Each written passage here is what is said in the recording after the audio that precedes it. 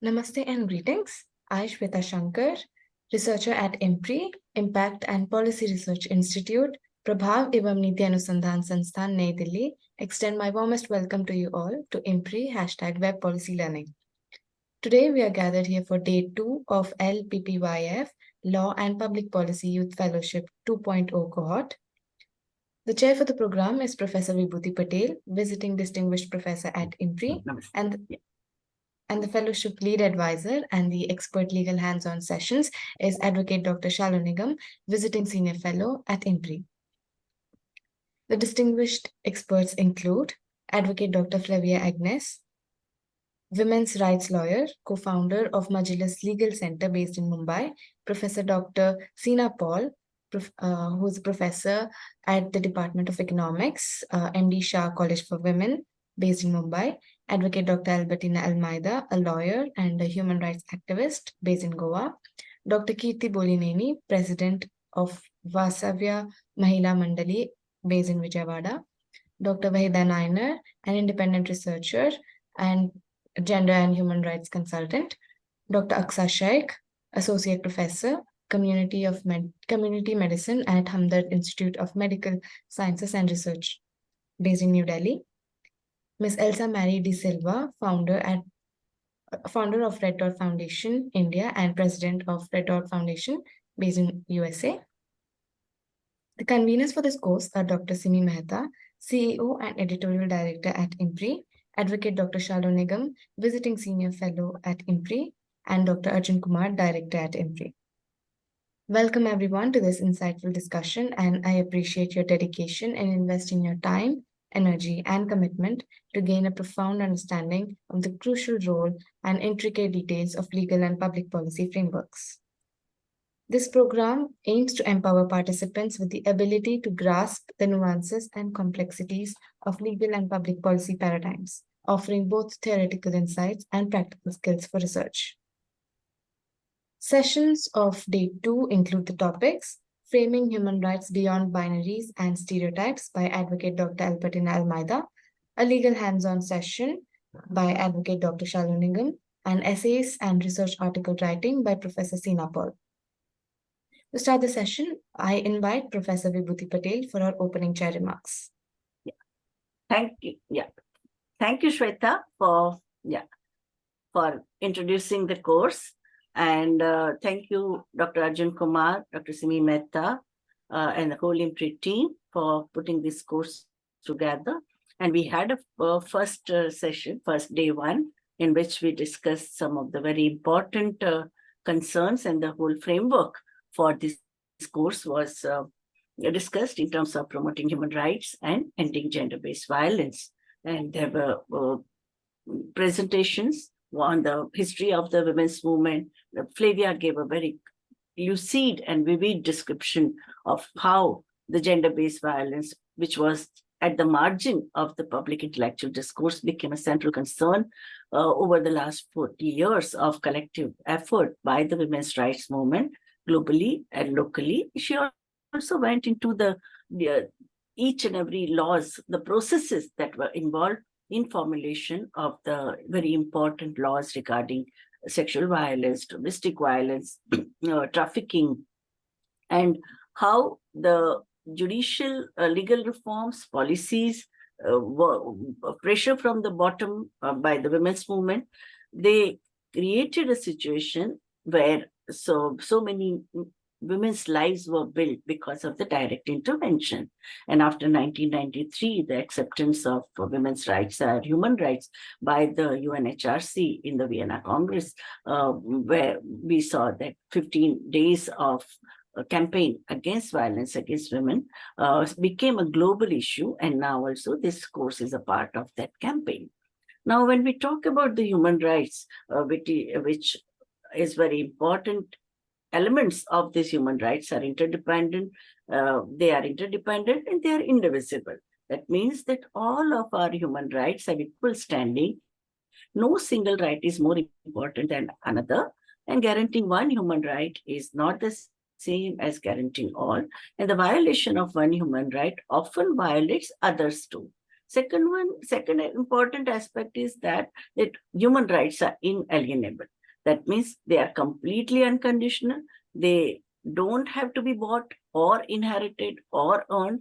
They cannot be taken away from any person or any institution. Third aspect is they are universal. So human rights in the world have they are applicable to the whole universe. Whether it is upheld is debatable, but all states have a duty to protect human rights of all their institutions. And this is the consensus that emerged after the Second World War, where the citizens of the world had witnessed massive human misery. Now, according to United Nations Human Rights Council, human rights are based on 15 principles. One is all human rights are born equal. Nobody should be treated like a slave. Nobody has a right to torture. The law is the same for everyone. You can ask for legal help when the rights your country grants you are not respected, and nobody has right to imprison you without legal reason. You are innocent until proven guilty and have the right to defend yourself and cannot be punished for someone else's crime. You have the right to come and go as you wish within your country. That means a right to mobility. If someone hurts you, you can go to another country and ask for protection. That means we know the asylum which so many refugees and those whose lives are in danger, they seek. You have right to belong to a country. You have a right to profess your religion freely. You can think that you want and you say what you think. That means freedom of thought. Everyone has a right to work, choose the type of work they do, and get paid fairly.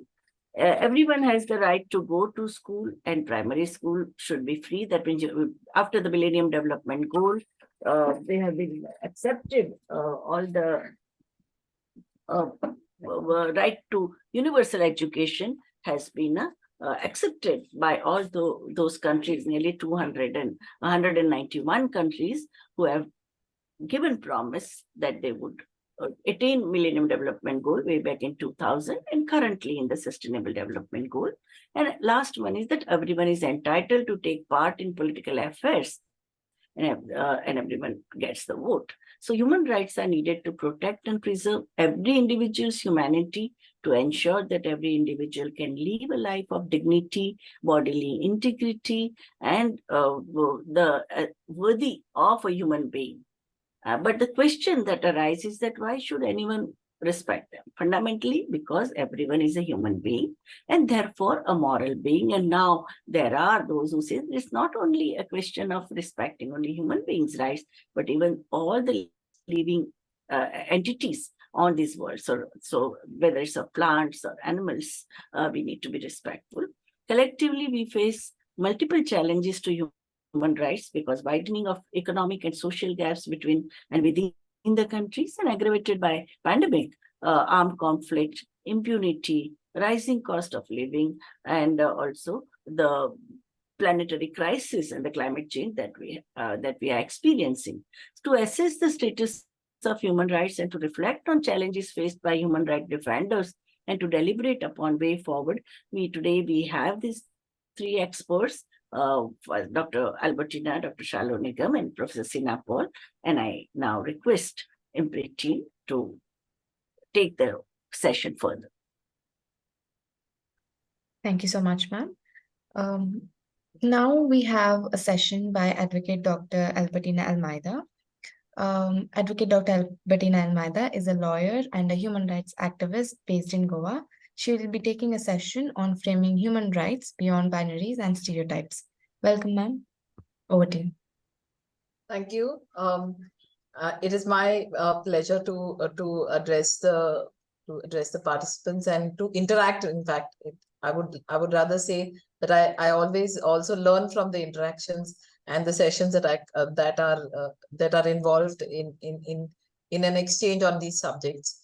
What I want to emphasize at the very start is why I'm focusing on going beyond binaries is because in contemporary times we find that very often, as Dr. Vibhuti Patel has already emphasized what human rights are. These are all guaranteed by the Constitution of India. They're also guaranteed, they're also enshrined in various international conventions to which India is a signatory. So therefore, therefore, India is bound to read those the conventions it has ratified into its constitutional mandates, like right to equality, right to life, right to and livelihood, etc. So in the backdrop of this, when we have these guaranteed human rights, you find certain human rights violations taking place. We have laws to address human rights violations, and yet they're still taking place. And therefore, it's necessary to try to explore why this could possibly be happening. So first, what I will do is do a quick run of some of the things that we have been seeing, human rights violations that we have been seeing at various levels, just to understand where they also begin to impinge. And we also need to remember that when we speak of gender-based violence, a woman also has multiple identities, and therefore the intersection of the identities also results in certain forms of violence which are gender-based, but yet also the result of an interface between other forms of marginality. So in that context, it is with this framework that this session will be conducted. So let me begin by sharing.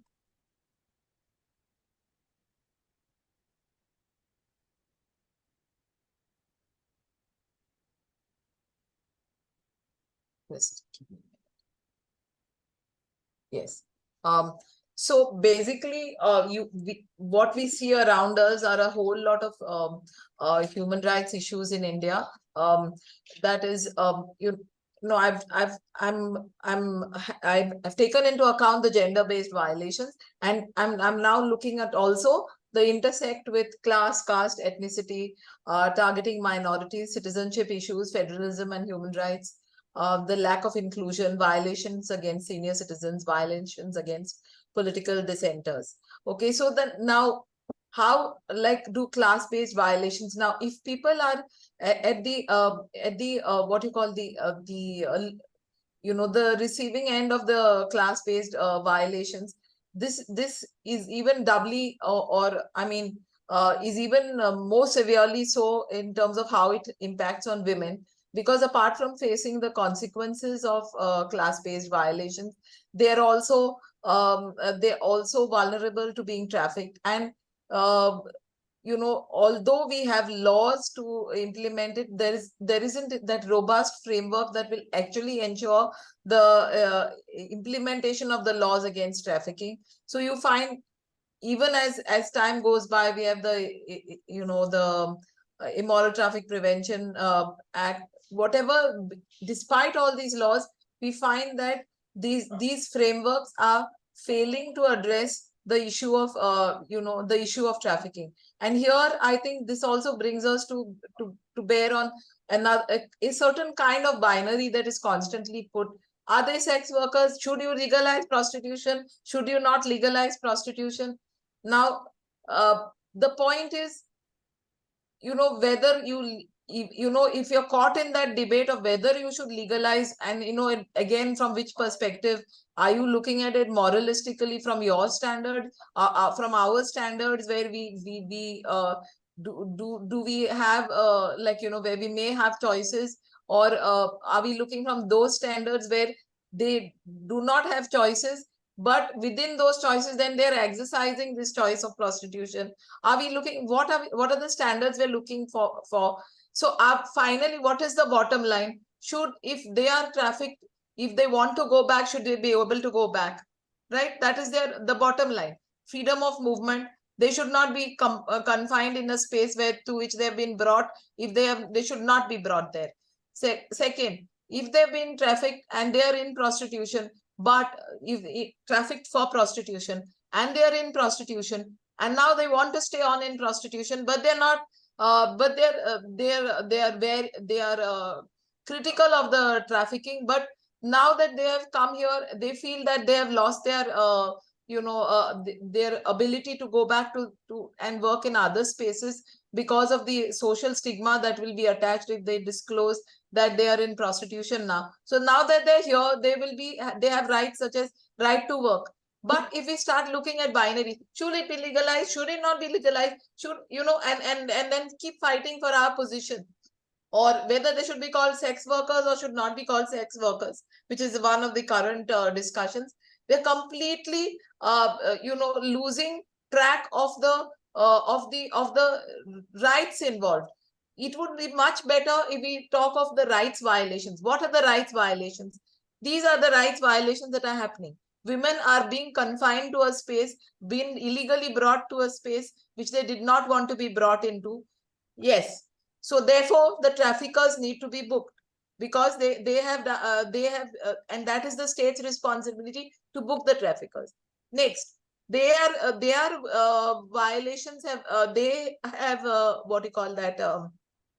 They have been they are not getting the amounts that the wages that they should get for prostitution if they decide to choose to stay on in these circumstances, and they're not getting the wages they should get their wages. So what we need, what are we looking for? Are we looking for all these other frills? No, we are looking to ensure that these rights are ensured. So that is why we need to think in terms of ensuring a certain kind of focus, so that we don't get trapped into this. Or when you talk of land, there are people who claim about talk about their ownership of land, and they forget that there are people who that there have been traditional customary uses, and that their ownership has been defined by a state's definition of ownership, which has registered their title to their land, whereas these people, because of their lack of education, have not had their title registered, though they have been the ones who have been traditionally using that land. It could be they have been using that land to kind of, let's say, where there are traditional medicines, let's say, but then one fine day they're just displaced from their livelihoods, so their right to livelihood is affected. So here it is a question of, but when it is posed as, but they are the owners of land, so they have the property. These people do not, the tribes, let's say, who maybe having the traditional medical knowledge and the possibility to identify those traditional herbs, they're not the owners. So you owners versus non-owners, but so you get trapped into these binaries. You forget what is the thing that these people are being displaced from their right to livelihood. So we need to continuously bring the focus on what are the human rights violations that are taking place and how are those violations to be addressed. Sometimes maybe those violations are something they're facing as a consequence of the class they belong to, and because they face those violations as a consequence of the class they belong to, the issue may need to be addressed beyond the particular X person at whose hands they are facing that immediate violation. And there may be need for the state to take responsibility for their obligations to ensure the economic welfare of those particular sections of society, which may be that particular individual violator or the person who fails to comply may not be able to, or may deliberately not comply with his obligations. So the state also has a responsibility. Moving on, this is a very recent case. I'm just giving a headline, but these are meaning one headline. I think there are umpteens of cases that are taking place day in and day out, to the point that we have almost got kind of immune to this. People have become immune. It's like reading one more one more news item in the papers. But each of these, can you imagine the horror of this, that a woman raped, killed and chopped into pieces? And the state sometimes, we all know about for example, the Hathras case, how the state tried to defend the human rights violators, in various ways, by not doing their due diligence. So that's the other thing. Sometimes the state may not be directly involved in the sense of it may not be like that the police the police hits the police rape a woman, or the police beat a woman in police custody. It may not be they who do it, but it by being silent spectators and not complying with their obligations, they are equal violators of human rights. This we need to remember. And yeah, so moving on. So then, of course, there are all these violations. I think I don't need to tell you. So, for example, here again, this thing of you would have remembered that quite recently there was this. There were these cases of a man pissing on a dominant caste person pissing on somebody who's who's of the not a dominant caste, and the kind of justifications meaning the kind of justifications that were sought to be given, the kind of protection and immunity there was for the person. We also know how it works when it comes to other ways in which gender in terms of power dynamics both at the level of patriarchy as well as the power dynamics that interfaces with caste, class, political position, as in the case of the boxers, as we know. So we know that these are the rights violations, but we are constantly drawn into another debate which goes off at a tangent and which takes us away from recognizing the rights violations and pursuing the redressal mechanism for those persons, from preventing these rights violations and from ensuring the rehabilitation of the persons whose rights have been violated. Again, ethnicity based violations. We know that this what has happened in Northeast in Manipur. These are again headlines which have been there within the last couple of months.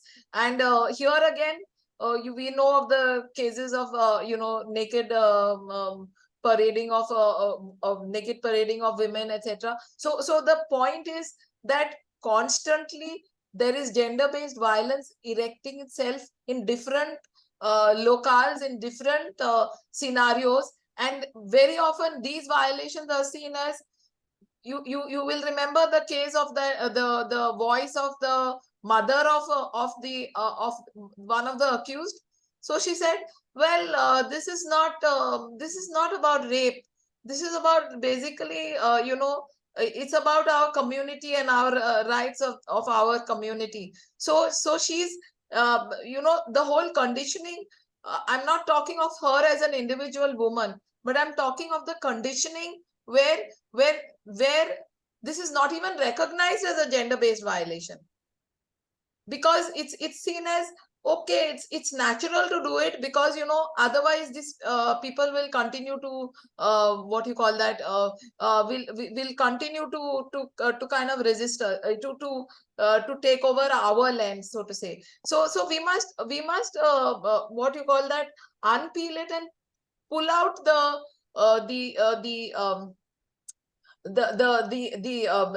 gloss over these issues, the kind of gloss that is presented over these issues, and the way it's packaged. We need to unpackage this. Similarly, when there's a repression on slum dweller, there's been this brutal repression on the Adivasi slum dwellers of Salia Sahi by the Odisha government, who have been raising various demands with regards to their land rights. We know as it is, they are forced into that situation of being slum dwellers because they do not have housing rights. And we know what are the insecurities that women face, especially because of the nature of the housing. That itself poses a whole lot of challenges for women. So they're facing, and then if they seek resistance, there is another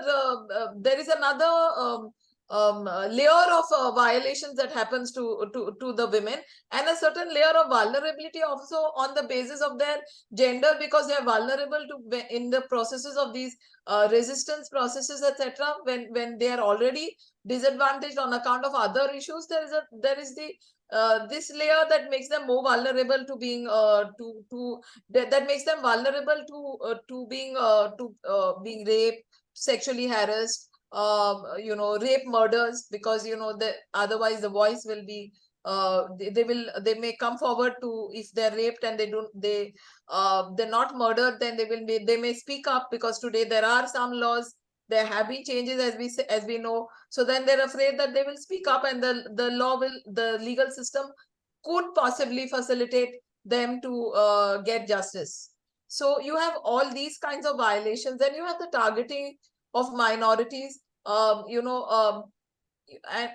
we also know how within the even systems have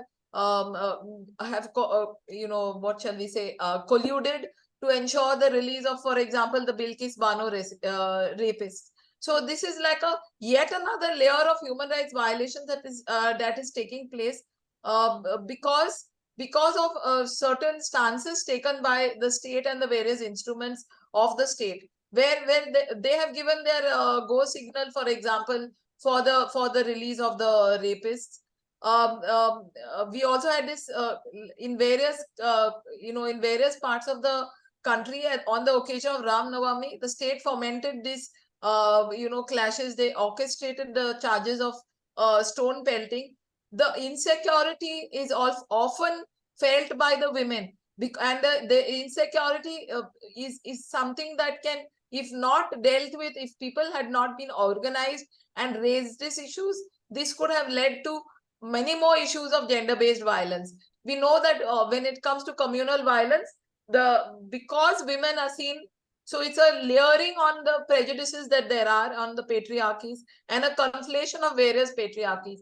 So you see that, for example, because women are seen as properties of men, the way that people feel that they can get back at another community is to attack the women of those communities, because they feel that is the way they can hit out at the men, because women are seen as the properties of men.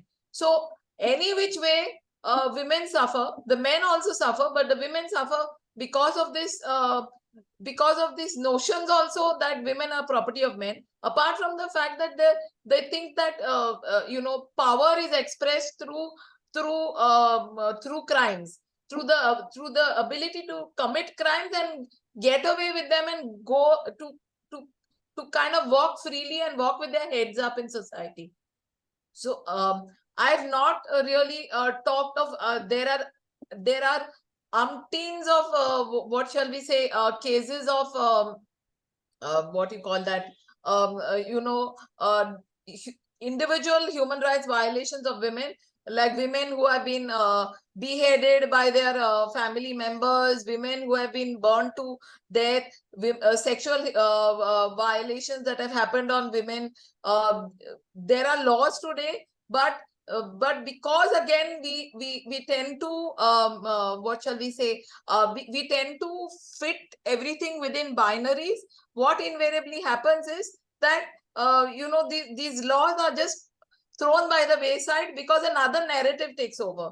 So we have to be, that is why I have chosen, I'm sure you know about all these violations I'm talking about. I'm not saying anything new. I've only talked of the interface and about the various kinds of violations which we may not immediately, but when I talk of them, I'm sure you remember, because you've read it all. All of you have seen this in the newspapers. And as I said, this does pose, because of the gender of the person, there are additional experiences, actual lived experiences of the violations because of the gender of that the person is belongs to. So in all these things, you have had, for example, the arrests and raids at NewsClick, or the BK16 arrestees.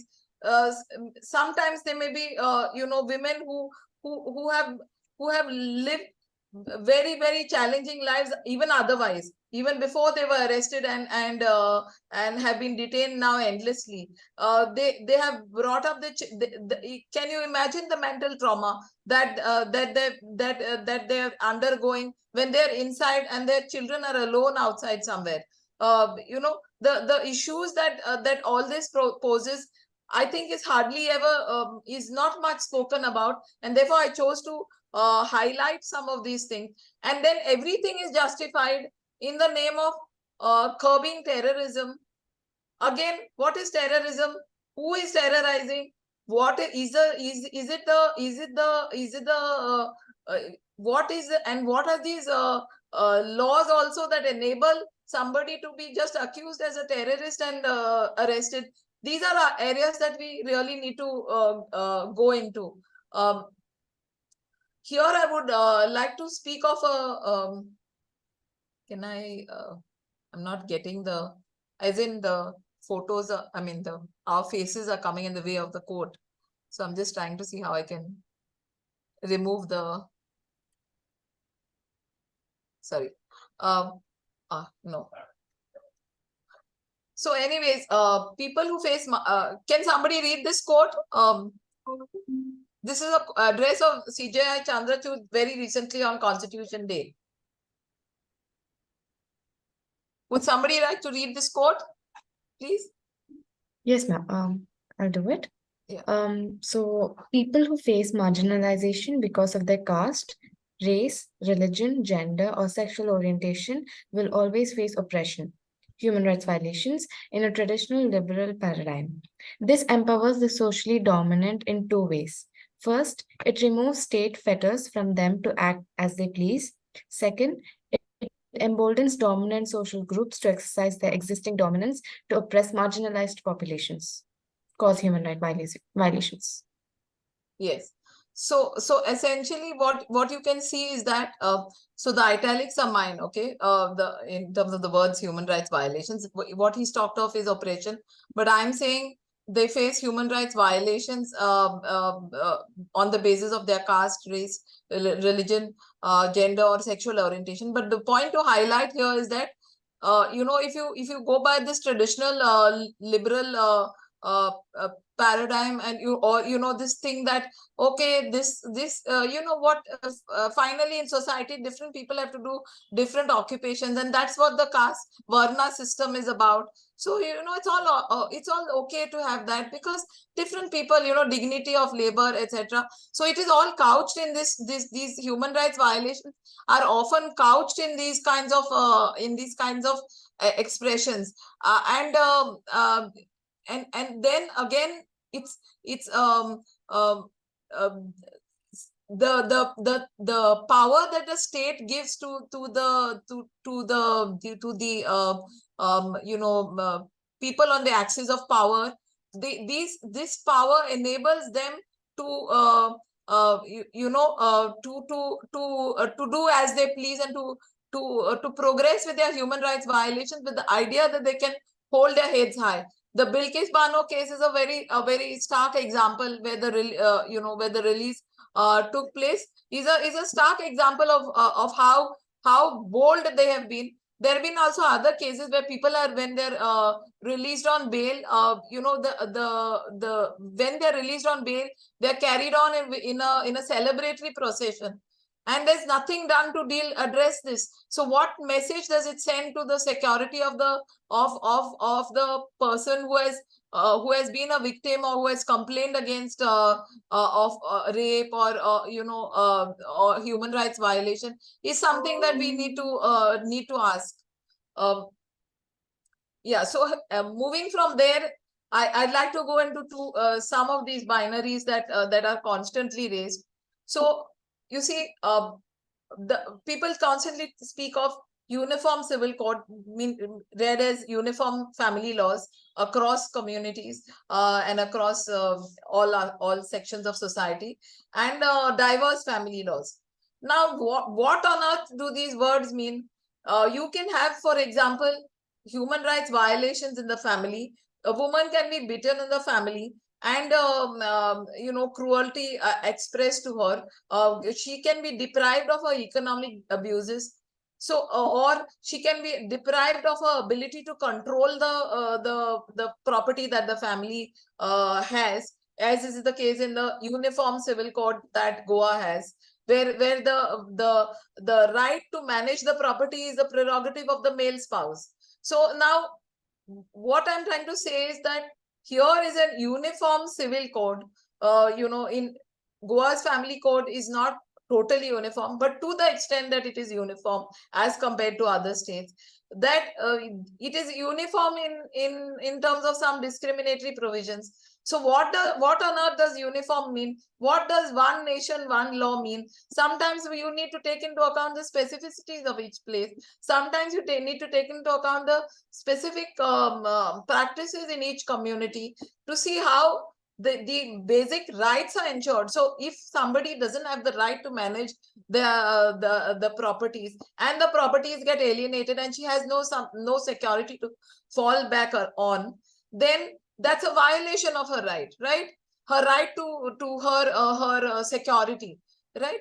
Her right to life and livelihood, maybe. So now, if that is the violation that is taking place, our focus has to be on addressing that right, that violation of that right that is happening because of a family law that does not recognize these kinds of violations. So then, if we are not addressing that, and or the right of a woman for freedom of speech, the right of a woman for freedom of movement, just now the matrimonial home is expected to be the home where which is the choice of the husband. So if a woman says, I'm a career woman, I need to work somewhere, and I can't be traveling like this, the court will say, sorry, then you can't. Your matrimonial home is the matrimonial home of the home of the husband, or the place that he has chosen where he is working. There is no level of understanding, and then a divorce could be granted on that basis. So the right to her occupation of her choice is affected.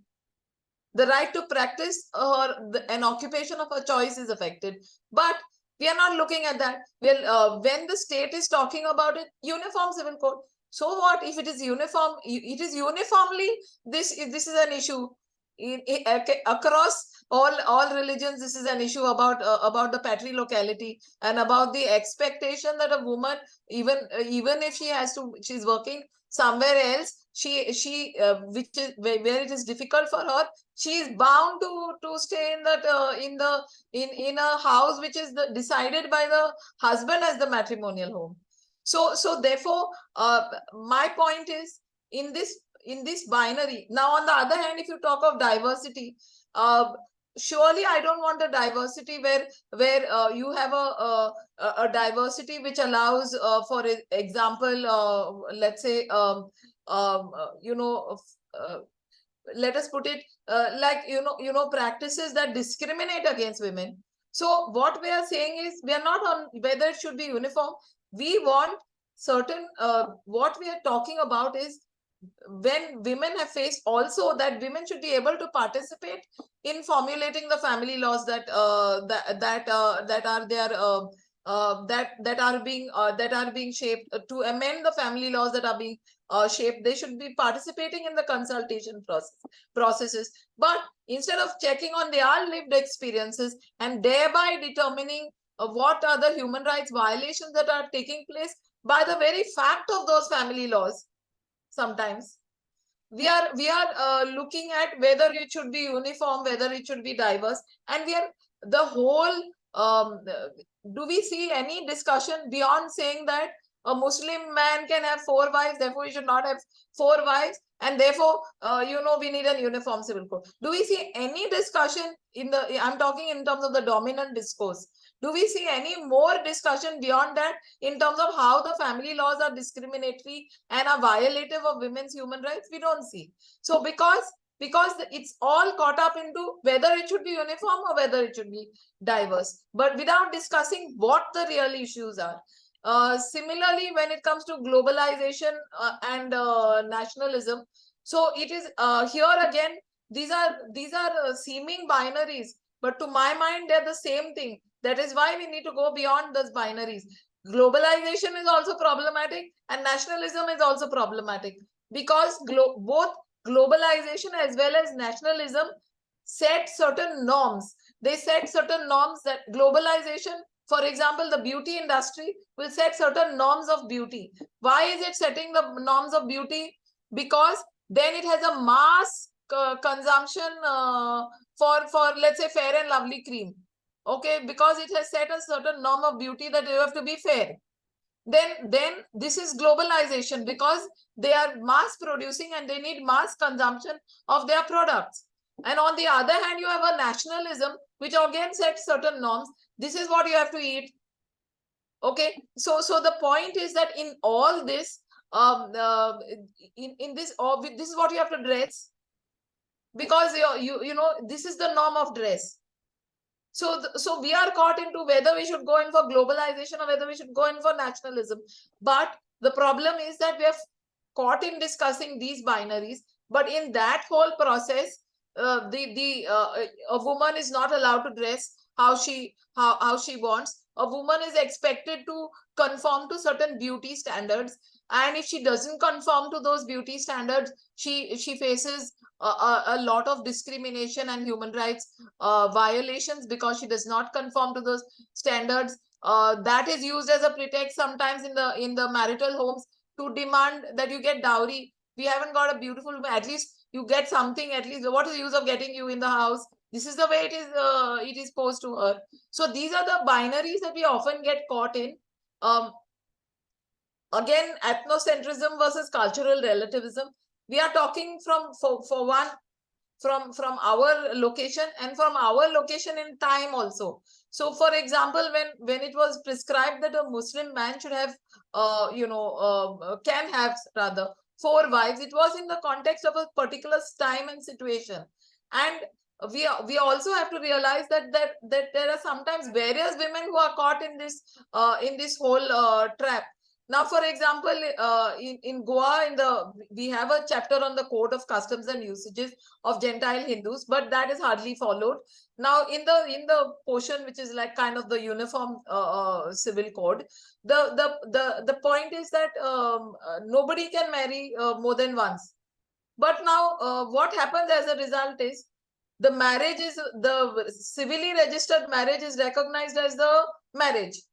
So since the civilly registered, the people, even people in senior positions like police officers have been known to kind of do marriages, what are called religious marriages, and they have more than one marriage subsisting. So now in this context, in this situation, where they have more than one marriage, and there are 2 women now who are at the receiving end of the problem, because they are both facing, because both could be facing violations of their various rights. So now in this context, when you have this sort of situation, if we are focused sometimes on constantly talking about, because we have developed a norm based on, let's say, if it's a norm based on Christianity that we should not have, we are not looking at these other issues.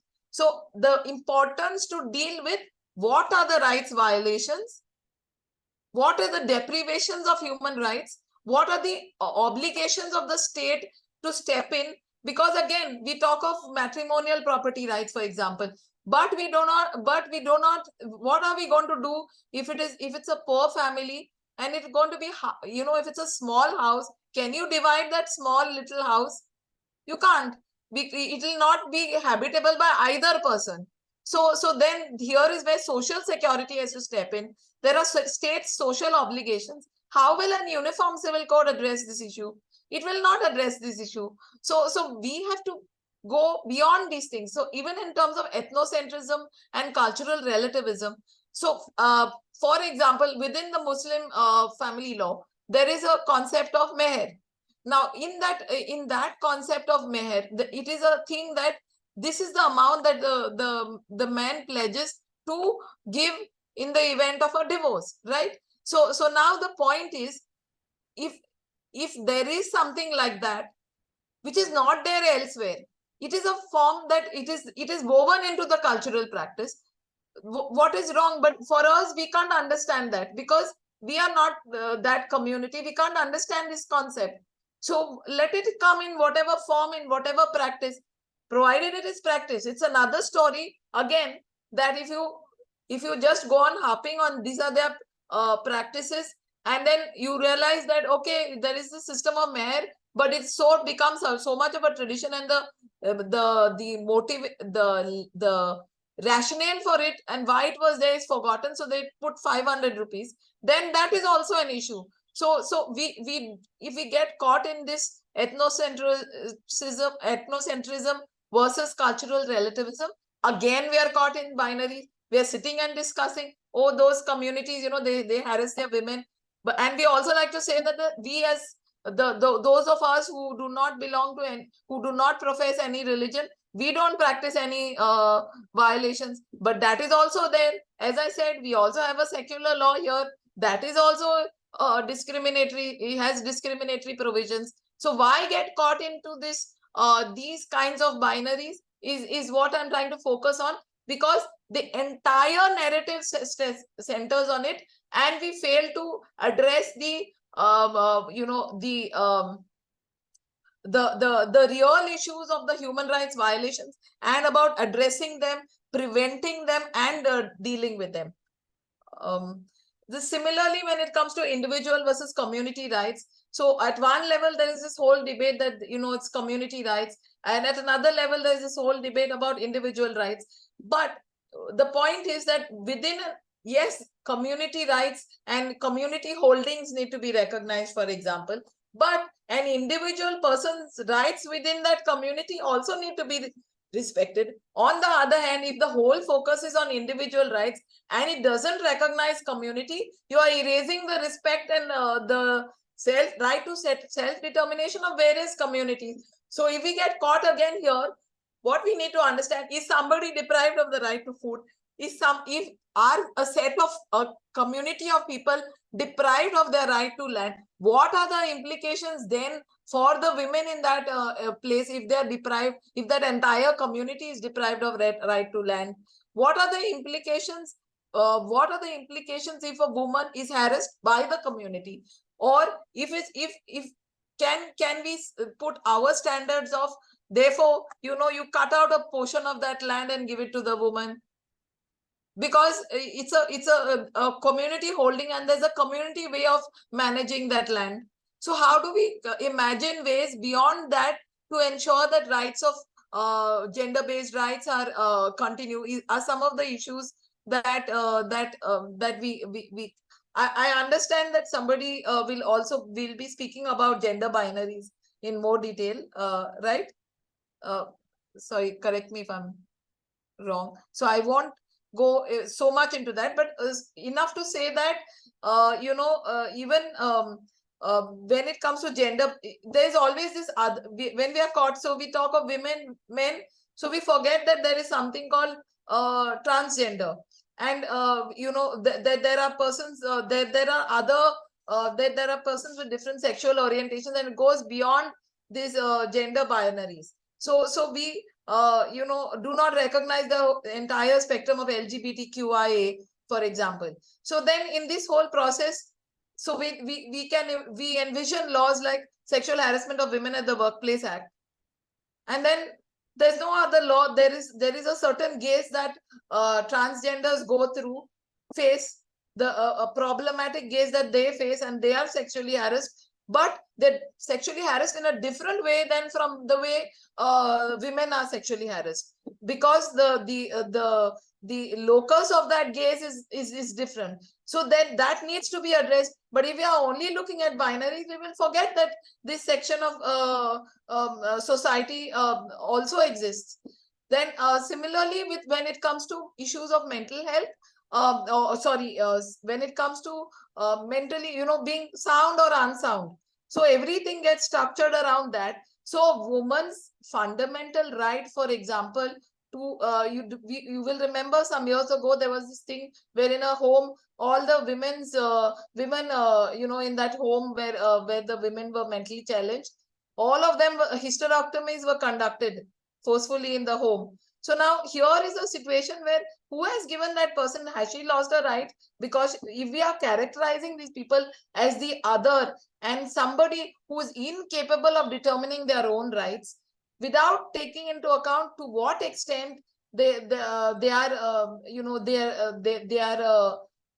capacity to discern is not there, we will constantly be what shall they say again, characterizing rights on this basis. And even if the law now recognizes this, our social perceptions will prevent these human rights laws from being implemented. I think I don't know in terms of time how I'm doing as far as time is concerned. I think yeah, Albertina, you'll have to conclude. yes. It's Yeah. 7 So o'clock. I finished there. I end there. Yeah. Yeah. Thank you, Dr. Yeah. Albertina, for bringing out very important concerns and expanding the horizons of human rights discourse. I think your points about the Uniform Civil Code versus diverse family law is very important. It has been debated greatly in the women's movement. And we know that over the last 40 years, individual women from different communities have fought for specific rights and against the specific type of discrimination in the area of marriage, divorce, custody of child, guardianship rights, right to stay in a matrimonial home, land rights. So I think this is very important. And in a country like ours, where you have 30,000 customary laws and also religion-based family laws, this is a really mind-boggling issue. And in one particular community or the state taking decision for such a diverse cultural women in the diverse cultural setting, it becomes a problematic. So the initiative from the women or the community, women from the community, because generally most of the time it is the male leaders are consulted when any legal reform takes place, so that women's agency becomes very important. And the question of ethnocentrism versus cultural relativism, we are experiencing it every time, and especially when there is a competitive communalism, each one trying to prove that they are the best and their cultural practices are the best. That also becomes very problematic, and more so in the context of globalization, intermingling and the living in a extremely multicultural background. And this process has been intensified in the globalization. And that's why even intergenerational dialogues also sometimes become very heated. But the younger generation, which is more exposed to cultural diversity, while the elder generations, I think, is a very important concern. Everywhere the women's agency, I think that you have emphasized that women's agency, women's voice, individual or collective, I think that is very important. When it comes to community rights also, there is not only in India, all over Asia, everywhere community rights are getting subordinated and completely suppressed. And that is why we see so many movements and the grassroots level uprisings are taking place everywhere in South Asia, East Asia, and Southeast Asia. And I think this is a very important concern about which all of us have to be, because we always see that we being in the city or we being in the mainstream, we always try to overlook these issues. So excellent presentation which you have made, and it has been very, very educational. Now there are 4 questions for you. And I think comments in the chat box also. Yeah. Yeah. Bharti Agarwal, can unmute yourself. Ma'am, you can unmute yourself.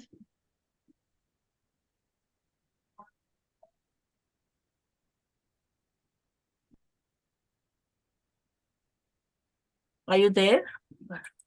Yeah. Yeah. Yes. Yeah, please go ahead.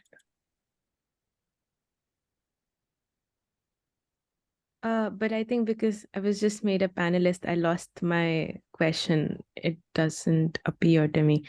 Could you just read that out so that I could explain what I was saying? Yeah, you were saying about the gender-based violence, when it is accompanied by other kinds of violence or reasons of unrest, then it gets, we become gender blind?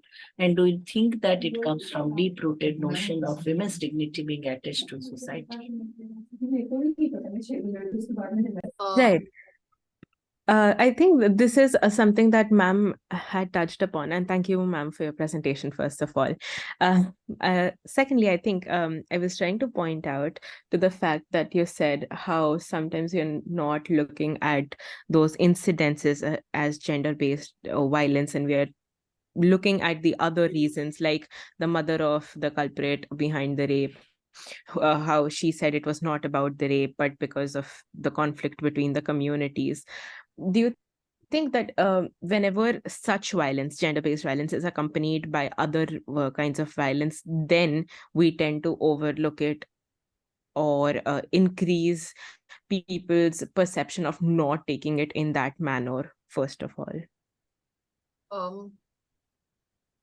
I think it gets accentuated because there's two layers now. So on the basis of the gender, it's like piggybacking on the gender-based violence in these cases. The other forms of violence that intersect with this piggyback on that gender-based violence. So in that sense, it gets accentuated when it comes to these other forms of violence that are taking place.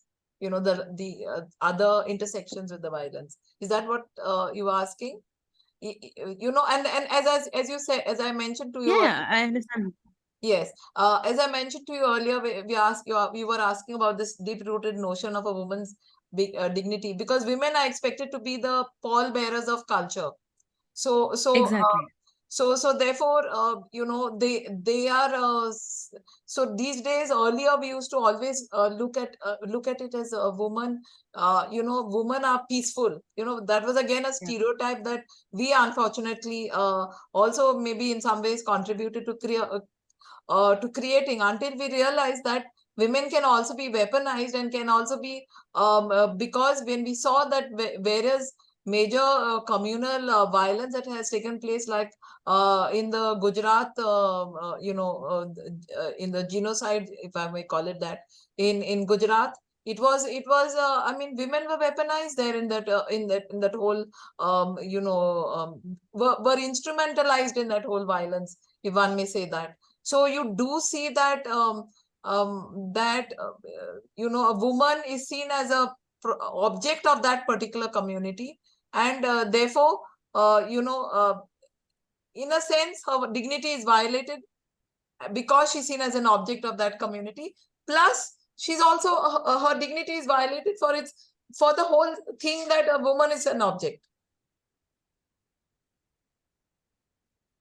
Right, and also the bearer of the society's whole substance. I tend to feel that, that they are not just doing it to hurt the women, they're doing it to hurt the society, the community, the group that she belongs to. Because if she is hurt in certain manner, the whole group can be said to be hurt in certain manner.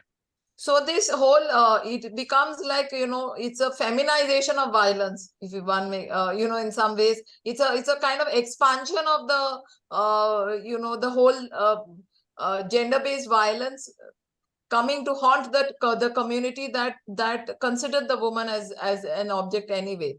The communities that consider women as objects anyway. Yeah. Thank you, ma'am. Next is Ms. Debati Chaudhary. Ma'am, you can unmute yourself. Yeah. Am I audible?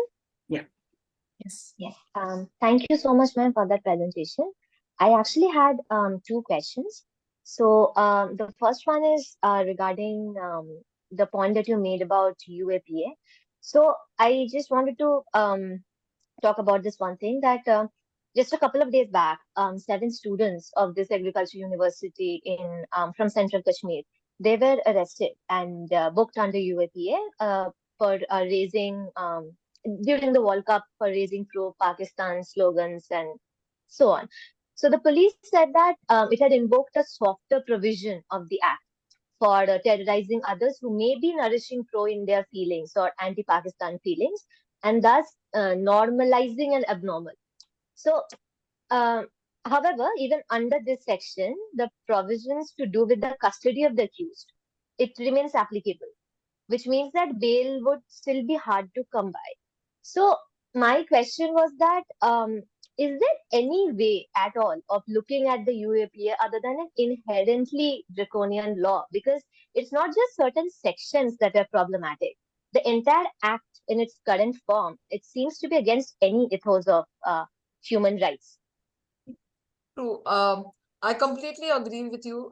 In fact, you might want to look, if you go on the net, you might find a video where I'm talking not about the procedures, but about the very text of the law, especially the amendments that took place somewhere in 2000 and I don't remember the exact year. There were certain amendments made which were like the very amendments make any activity sound unlawful as an unlawful activity. So therefore, if you are a human rights defender, you could be considered as doing an unlawful activity because of the way the whole thing has been framed. So therefore, clearly, it's not just the provisions about the procedural provisions, but it's about what they have characterized. It's all characterized from a framework of looking at how to address political dissenters, basically, in the garb of addressing terrorism. So the text of the law, what constitutes illegal activity, etc., everything is framed around it. Thank you, ma'am. I had another question. May I ask that? Yeah, sure. Okay. So my second question was about Uniform Civil Code. So in the 21st Law Commission, it was advised that secularism cannot be contradictory to plurality. So I'm also trying to highlight this another binary here, where secularism is pit against the diversity that exists in our country. So the Law Commission, it went on to encourage local initiatives from within, or at least consultations with the community to bring about piecemeal changes. Now, I wish to know from you what, according to you, can be the way forward for UCC, because feminists, and we had this discussion the previous day as well when Advocate Flavia Agnes was speaking. She was mentioning about how feminists have demanded a change for gender-sensitive laws. However, the way the UCC is being advanced in current times towards an anti-minority and very openly Islamophobic agenda. So Yeah. how do we proceed from here? That's my question. I think we need to keep harping on, lived experiences of women within the communities. And here again, I want to emphasize, I'm not just talking of religious communities. I'm also talking of the community, if one may call it that, of atheists or agnostics, or people who do not profess any religion, or people who would say they rise above all religions. You see, so the point is, if there are violations, there are violations, right? If there are problems, there are problems. So the problems need to be seen. That these are the dehumanizing aspects of these family laws. Okay, so let's say if I'm a Christian, or I'm a Muslim, or I'm a Hindu, and I see that these particular provisions, or I'm a Goan who is to whom a Goan family, to whom the Goa family laws are applicable, and I see that these provisions are not are problematic, are dehumanizing me, are not enabling me to pursue an occupation of my choice, I need to raise, I raise this. These are the kinds of lived experiences that need to be documented on a massive scale. The lived experiences of the persons with the laws that are being applicable to them, or if they're not codified, what are the challenges? If because they are codified, what are the challenges? You see, so that would be, and it's not overnight that this can happen. But again, I might think twice, because if I speak, we all know that in Shabano's case, she also faced a lot of this thing from her community. Also, she had to think about her community being targeted. in that whole process. So we have to do it we cannot do it in the kind of environment we have today, where people are targeting minorities or targeting certain communities or certain sections of society. How will I be able to speak? Because I also have the other identity, and I do not, if the community is targeted, I'm also affected. So the point is, you see, it's a kind of a Hobson's choice, if one may call it that. But what I'm saying is that at our own levels, in terms of in terms of discussions where we are working around people on family laws, let's say, or at wherever we are working, we must find ways to document these things in a way that it will build a corpus of what are the challenges that people are facing in their respective laws, be they religious laws, be they so-called secular laws. After all, you saw just now, more recently, the same-sex marriage equality petitions, that was not with any religious law. They looked at it with reference to a special marriage act, which is not a religious law. And yet it did not provide that space.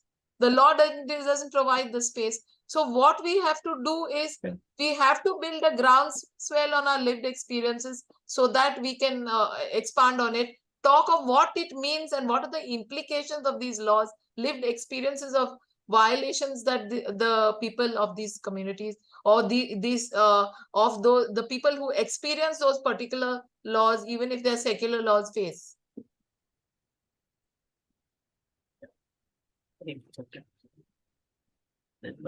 We have another question by Ms. Arpita. Ma'am, you may unmute. Yes. Hello, everyone. Am I audible? Yes. Okay. So, ma'am, thanks for the presentation. And I have three major questions.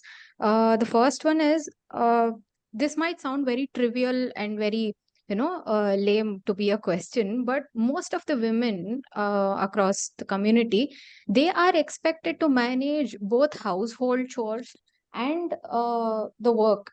I mean, they have to balance both the work life and familial duties, which are imposed upon them on the most instances. And also they are not well supported or even acknowledged, for the matter, that the male spouse who is involved in the marriage, he has to take equal responsibility, equal accountability of upbringing of the children, also sharing some motherly duties which will help her lead well and have a easy work life, also to support the family on a whole picture. So this is my first question. And how women who is involved in such a trivial situation, see, they cannot come up, they cannot voice out their opinions or even their problems, this would not be acknowledged by most men in the society or even her parental family. So how women can address this situation, how possibly they can come up with a solution to deal with such situations, where they can ask their partner to share certain duties, which is also on a long run impacting their performance in work. Thank you, ma'am. Well, I wouldn't say that there's one answer to this, but I think the way to redress this has to be multi-pronged. There is a certain education system that has to be oriented towards acknowledge to kind of create this gender sensitization, and the thing that the children can it is also the responsibility of fathers to raise children. That it's not only mothers. In fact, I was just today I conducted another session in another site and in another space, and there were question that was raised is aren't men given more than 15 days paternity leave, because then they do not have that space to interact with the child for a good couple of months there, because as it is, there's the other thing that the woman goes to her mother's place, so then they don't have the space to what you call that, interact with the child at all. So they've lost out on the first very foundational, period of the child's life. And then it's already set in a certain mold and a certain pattern. So therefore, these are some things that are being asked, and people are saying, let us work on all these various aspects to raise these issues. So I would think socialization is one thing. The other thing is that in terms of law, I think we need not talk of uniformity again even across genders, because women are placed differently than men are, for example, in a family. And if they're placed differently, because because of gender constructs, and also because there is a biological difference. So like a woman has to nurse a child, which the man doesn't have to do. So can't do, rather. So the point is that to recognize these differences is also important. And so the law has to be, whatever emerges in the law has to recognize the differences, but also recognize what is not different, but where discrimination is piggybacking on the difference. Where it has no basis to piggyback on the difference, and to put in certain safeguards so that the laws are not simply uniform across genders or whatever, but they are equitable. They will put in certain measures which will address the particular concerns of the women at a certain level. So it needs to go beyond equal laws. Yes. So this also deals with right to, profuse the profession which she chooses, also right to work. But why does the burden has to fall upon just one gender to be both a primary caregiver and also a breadwinner to the family? So in those times, after a certain point of time, after some natal ages of the child, this burden can be shared by, members of the family, which will also support the women in, being, this is also a kind of empowerment, which can start with, a nuclear family also. So that was my question, ma'am. And my second question is about misuse of section 498A IPC, where false cases are filed by women against men. This is basically dealing with dowry. So I would like some information and insights about this. Thank you, ma'am. So I would put it this way, that every law is liable to be misused. Doesn't the state misuse the laws? The laws are like the unlawful act. Let us take a law like the Unlawful Activities Prevention Act. It is a draconian law, bad enough. But even within that, whatever, if anything could have been done for somebody really engaging in a terrorist activity, okay, in a terrorist activity in the strict sense of the term, it's not, that doesn't happen. What is, who does the state? They end up using the law to misusing the law, as to use your expression, to slap false charges on people who are political dissenters. So here is a very sharp example of how a law is misused. So the same thing here, the 498A. I don't deny there may be some people misusing the law, but I always give this famous this usual popular expression that because a dog will piss at the lamppost, you don't not put up a lamppost, right? So that's what it is. Yeah.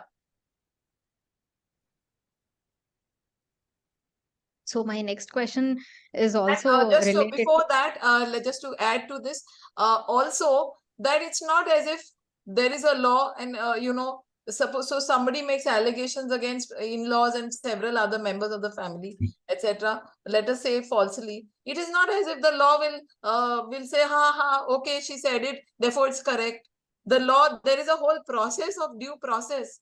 But the law also recognizes that the family members do collaborate. This is a reality also. So therefore, it cannot ban people from being charged under 498A.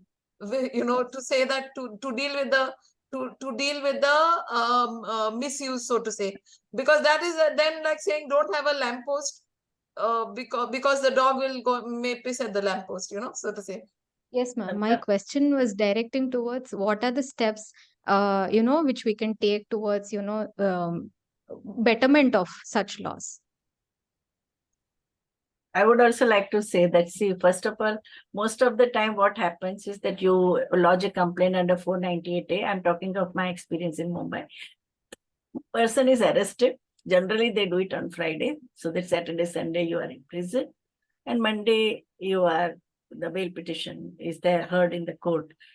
Most of the cases, no, borderline, they just get dismissed at that level. If you see the statistics on the punishment under 498, very limited, very. Only when there is extremely cruel, this thing, prima facie evidences of the neighbors and testimonies and all that is there, then they are given punishment. Hardly 2 or 3% of the people, whether in-laws or husband, accused under 498 are actually punished. First of all, case also goes on for a pretty long time. But it is basically 2 days of imprisonment and they are out. So many times, as you say, it is a revenge also by the bride side. But that is minuscule because you are the loser. Because every time a woman wants to use 498A, whether it is a counselor or relatives or police, they dissuade them by asking, think twice. Once you use 498A, your husband is going to be, they will harbor grudge, they will retaliate. Later on, even when the compromise takes place, they will take you and kill you. And that has happened under 498. Once you use 498A, and when you go back, then you face even more intense violence because they say you have brought shame to the family's name, no? And so everyone counsels the woman that think twice before using it, because once you say 498, then you are the only solution for you is either going away, separate, or go for divorce. So that way also it is not so easy that just women just get up and go to the police station. Police, relatives, everybody dissuades her from using this law. And when she uses it, yes, that's what we see. But the hue and cry created by the Pati Bachao save the man campaign and all, they have used it out of proportion. Save the Indian family. It is in the barb of Save the Indian Family. Save the Indian family. Correct. Yes. This collectively answered my questions. Thank you. Dr. Shalu also wants to say. Yeah, I just conducted a research on this entire issue, and I just came, while talking to women who are coming to the court, I just realized, how women, even once they file 498A, they are being forced to go back at every step, even from the police to the counseling center to the courts. Everyone is forcing women to go back for some or other reason, for children or, save the family. And basically with no guarantee of protection. So that is another, area of intervention that the cases are also, if you see the number of cases, like, there is more of underreporting. If you see the data from National Family of Health survey, you see that, the reporting is only, and I think that Dr. Ranjana Kumari's research, they have done this research, and it's only 0.01% of women who come forward to file the case because of societal pressures, because of financial reasons, and because of various other reasons. So that is why we have to conduct a research on the entire issue of, if this kind of, narrative, is it right or wrong, or, who is, fostering that narrative. Yeah. Because if the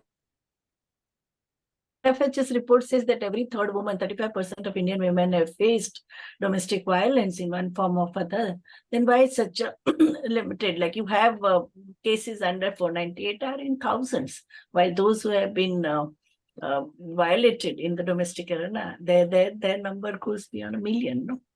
So, yeah. Yes. Thank you for answering my questions with such patience, ma'am. Thank you. Yeah. There is another question by Ms. Arushi Chopra. Ma'am, you may unmute. Hi, thank you, Sweta. Actually, I was unable to post the question. So, my name is Arushi. I've been working with the Delhi Commission for Women for the past year and a half, and I've been exposed to a lot of gender-based violence in the city. And actually, ma'am, you had brought up something regarding desensitization of the society towards gender-based violence. And recently, in May of this year, there was a case where this man stabbed his girlfriend 22 times in the street, and then he killed her with a stone slab. And there was CCTV footage of passers-by kind of walking and looking, and but they kind of ignored the situation, or they were too afraid to act upon it. So I just wanted to ask, like, how can we as a society kind of resensitize people towards these such gender-based issues, gender-based violence, and not just attacks on the street, but things like domestic violence, which have become so normalized now. Like, how can we as a society just kind of bring that back into the limelight? I'm reminded, in fact, of the Burma Committee report, which that was in the context of sexual violence, but where somewhere in the course of the report he said that we ignore the what are called small acts, and these small acts result in the then build up into these big acts. So when we had to wait for a Nirbhaya for the sexual harassment law to be enacted, or for the criminal law amendments to take place. We had to wait for we have to keep waiting for these very stark, gruesome cases for the society to stand up. So, but what also can be done, since that is the way society is, ideally, when once some such incident happens, what can be done is to kind of highlight these, and highlight also these reports which bring out these elements, that these are the concepts that inform society. These are the concepts that society is so strongly conditioned with, that because rape, sexual violence, for example, is an act of power, or domestic violence, where a person shows his power, is seen as that if he's not man enough. If, for example, there are these notions that he's not man enough if he's helping his wife in housework, or if he's doing some housework. He's not man enough if he doesn't force himself on his wife, even when she's really tired and not in a position to have a conjugal life with him on that day. So the point is that I have been saying this for some time now, and this came up in some meeting that I recently attended also, that it's that way nowadays they have, for example, judicial orientations, but we have to, the judicial orientations are talking about, okay, you have a domestic violence act, and the way they have it and the way they expect it is they talk about, you have a domestic violence act, it says this is domestic violence, these are the reliefs. Now come on, they're judges, so if they're judges, I'm sure they're capable of reading that law that much. So what needs to go into it is the spirit, what was the logic that led to this enactment of this law, so that spirit is reflected in how they are interpreting that law. So there has to be that is why I say there has to be a judicial sensitization. There has to be not only judicial, I'm talking at various levels of sensitization, because there's this thing of awareness of the laws, which is different from sensitization of the functionaries, and awareness and sensitization on gender, which has to be there at very ground levels, micro levels, so that there is this groundswell that will build up and prevent. Because beyond a point, how much, it's like you're bringing a fire brigade to put out one fire, but there are so many other fires that are raging.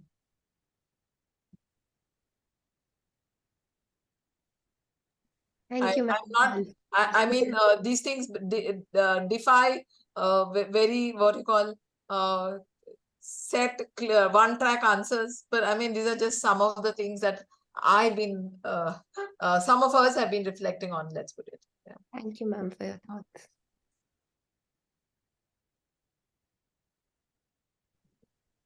Thank you so much, ma'am. It was a very engaging and informative session. Moving forward, we have Advocate Dr. Shalu Nigam, who will be taking a legal hands-on session, which is part 1 of this fellowship. Advocate Dr. Shalu Nigam is a fellowship lead advisor and a visiting senior fellow at IMPRI. Welcome, ma'am, and over to you. Thank you. Thank you so much.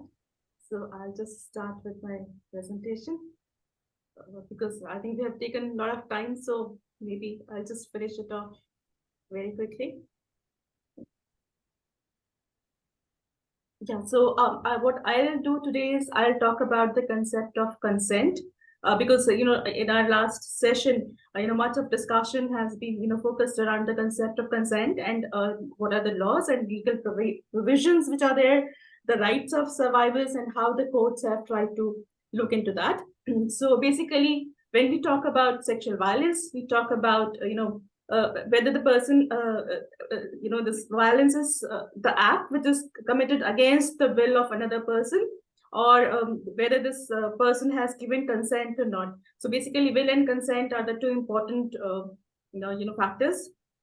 So even if you see the rape law or the sexual harassment law, they talk about the consent, which is which is important, and the person, they say that the person or child cannot give consent. Person who is having mental disability, or if the person is intoxicated or unconscious, the person cannot give consent. So basically, this consent is something which is there, which is the part of the law. So, but now we will look into the concept of consent during the colonial rule. Because over the decades and over the centuries, we have been talking about the concept of consent. And so basically the first case came to the court during the colonial times. It's in the period of 1800s. So there was this 10-year-old child, Fulmani Das, and she got married to a 30-year-old man, and he tried to consummate the marriage, and which caused her vagina to rupture, and she suffered hemorrhage and died. And this case was tried in the Calcutta Session Court on 6th July 1890. The mother testified against this man, and he was only convicted for causing grievous hurt, endangering the life and personal safety.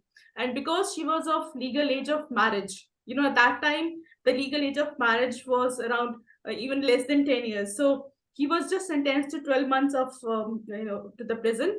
And the charges relating to rape or murder of the child bride were not invoked.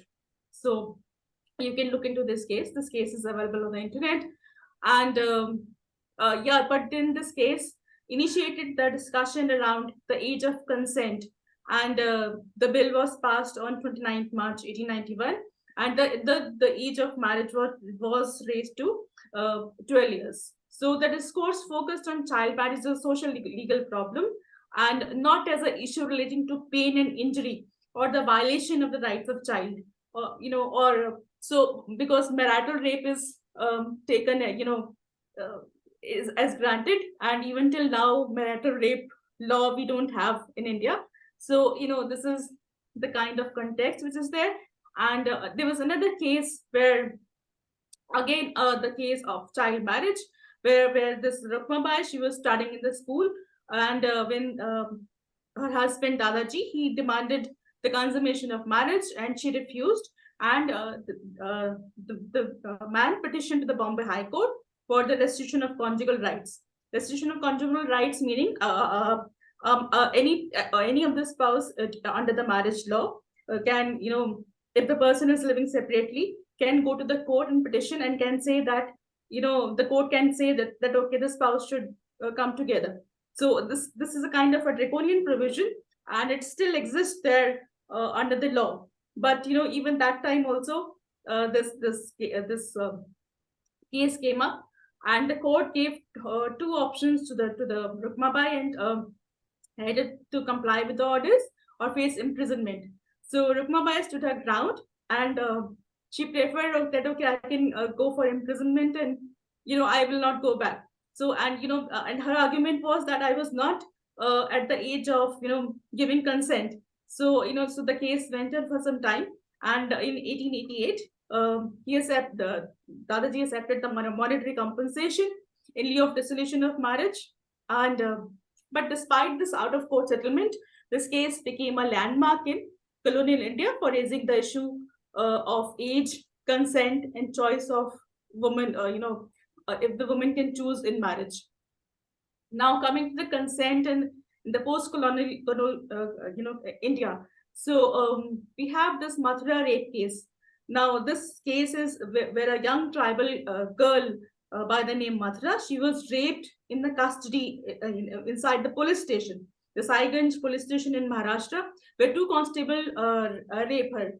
So the session court in 1974 found the defendants not guilty and stated that because Mathura was habituated to sexual intercourse, her consent was voluntary, and so only sexual intercourse could be proved, and this is not the rape. On appeal, the High Court says that no, it was a rape, and it imprisoned one constable to 1 year and to another 5-year imprisonment. So the court says that it was a passive submission due to fear, and therefore it could be construed as a rape. But in 1979, the Supreme Court acquitted both the accused, and they say that Mathura has raised no alarm. There was no visible marks of injury on her body, and suggesting that she has not struggled, and therefore she has consented to rape. So in the aftermath of this case, 4 professors, they wrote an open letter to the Supreme Court, and they protested this definition of consent given by the Supreme Court in this judgment. And this led to a lot of protest and outrage, and the Criminal Law Amendment Act was introduced on 25th December 1983. And amendments were made in the rape laws, and custodial rape was made punishable. So beside defining custodial rape, the amendment shifted the burden of proof from the accuser to the accused, and it also talked about in-camera trial, the prohibition of victim identity, and tougher sentences. And some of you may have heard of this Rupendil Bajaj versus KPS Gill case. This is in 1988 that IAS officer Rupendil Bajaj, she spoke against the harassment. She faced, Mr. Gill harassed during a party, and in August 1988, the High Court of Punjab and Haryana upheld Gill conviction under Section 354, that is outraging modesty of women, and Section 509, that is insult by words and gestures. So, but in 2005, Supreme Court upheld the charges, and he was spared from undergoing 3 months jail sentence. And the court says giving monetary compensation, but Rupendil Bajaj, she declined to accept this compensation, and finally, if you read on the net, the story is available, so you can just go through that. And finally, Mr. Gill was awarded for his work on bravery, while Ms. Bajaj, she has to undergo a lot of harassment. One due to whatever has happened, and another is the process harassment due to the process, which took it's very long struggle. So similarly, now we'll talk about the struggle of Bhavani Devi. Now Bhavani Devi, very famous, well-known case. She was living in Bhateri, Rajasthan, and she belongs to a Gujjar community. She was married when she was around 5 or 6 years of age, and she became a Sathin in the Women's Development Project, which is run by the government of Rajasthan. In 1992, the state government of Rajasthan launched a campaign against child marriage. This campaign was largely ignored by the local village men, and one of the local leader, Ramkaran Gujjar, he was planning to marry his 9-month-old daughter, and Bhavani decided to persuade this family against taking this marriage forward. And at that time, the police went and they prevented this marriage, but the marriage took place 2 a.m. at the next day at the 2 a.m. But Bhavri and her family faced a lot of social and economic boycott, and she was forced to leave her job while her husband was beaten up. And on 22nd September 1992, while her husband and she was working in the field, 5 men from the dominant and affluent caste from her village attacked her husband with a stick, leaving him unconscious, and gang raped Bhavri. So in her complaint, she named 5 men. At the police station, Bhavri was, of course, the FIR was not easy. They don't register it easily. And she was asked to deposit her lehenga as an evidence. So she has to cover herself with her husband's blood-stained safa.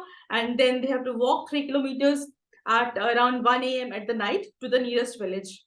And the indifference continued, where the primary health center, the male doctor, he refused to medically examine Bhavri and referred her to the hospital in Jaipur. And the lab attendant at the Jaipur refused to conduct the test, and the magistrate refused to give the order until the next day, because that was past his working hours. As a result, the vaginal swab was taken more than, after 48 hours, when the law required that this should be done within 24 hours. Her scratches and bruises were not recorded, and her complaint of physical discomfort was ignored. So when we are talking about, as in the last session, about intersectionality, now here the caste and the gender, both angles are working, and how the state is apathetic to the concern of a woman. And what has happened is that the district and session court, in its verdict in 95, they dismissed the case and acquitted all the 5 accused. They say that the accused were not found guilty because Bhavri's husband could not have passively watched his wife being gang raped. Village head and elderly could not rape. The accused included an uncle-nephew pair, a middle-aged men, and they could not have participated in gang rape. Upper caste men cannot rape lower caste women because of the reason of purity. And her appeal, and after this judgment, a lot of outrage was there, and that outrage forced the state to file an appeal. But since then, her appeal has been heard only twice, and meanwhile, 2 accused have died. And recently, there was the story which was reported by one of the reporters. She went there to interview Bhavri, and she found that the child at that time, the marriage which she was trying to prevent, that woman is now, now she's grown up, and now she is cursing Bhavri Devi, that because of her, her family has undergone a lot of trouble. So, but the meanwhile, a PIL was filed in Supreme Court in Vishakha versus State of Rajasthan. The Supreme Court pronounces the guideline called as Vishakha guidelines, and it talks about internal complaint committee and all those things.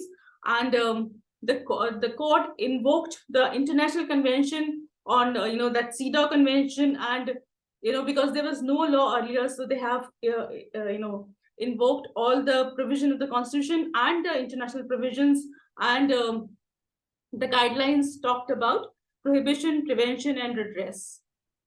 But before Vishakha, how these cases were taken up, we have section 354, which talks about outraging the modesty of women. We have section 294, which is about eve-teasing, obscene acts and songs.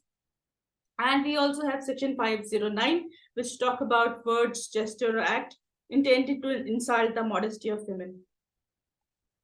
We have spoken about Nirbhaya protest, and how this has led to formulation of Justice Verma Committee, and Justice Verma Committee submitted its report within a very short time, and in its recommendations, it talks about quicker trial and enhanced punishment, and it made recommendations on law relating to rape, trafficking, child sexual abuse, medical examination of victims, and the police, and also electoral and educational reforms. So if you can read that report, a lot of the questions will be answered, that how to deal with these kind of situations. The committee was of the view that rape and sexual assault are not merely crime of passion, but they are expression of power, and it recognized marital rape as a crime. But these were not included in the amendments made later. The committee rejected the proposal for chemical castration, and it opined that the death penalty should not be awarded because it will not act as a deterrence, and it recommended life imprisonment for rape. And the acid attack was also made as a crime.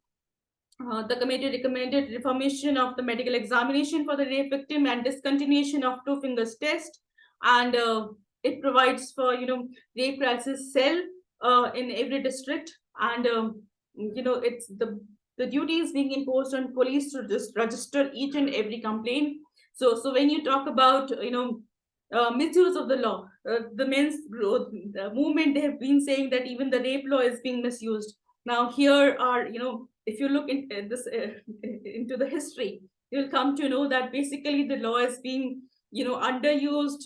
The cases are under reported, and there are a lot of problems the women face when they file any of FIR or any kind of case.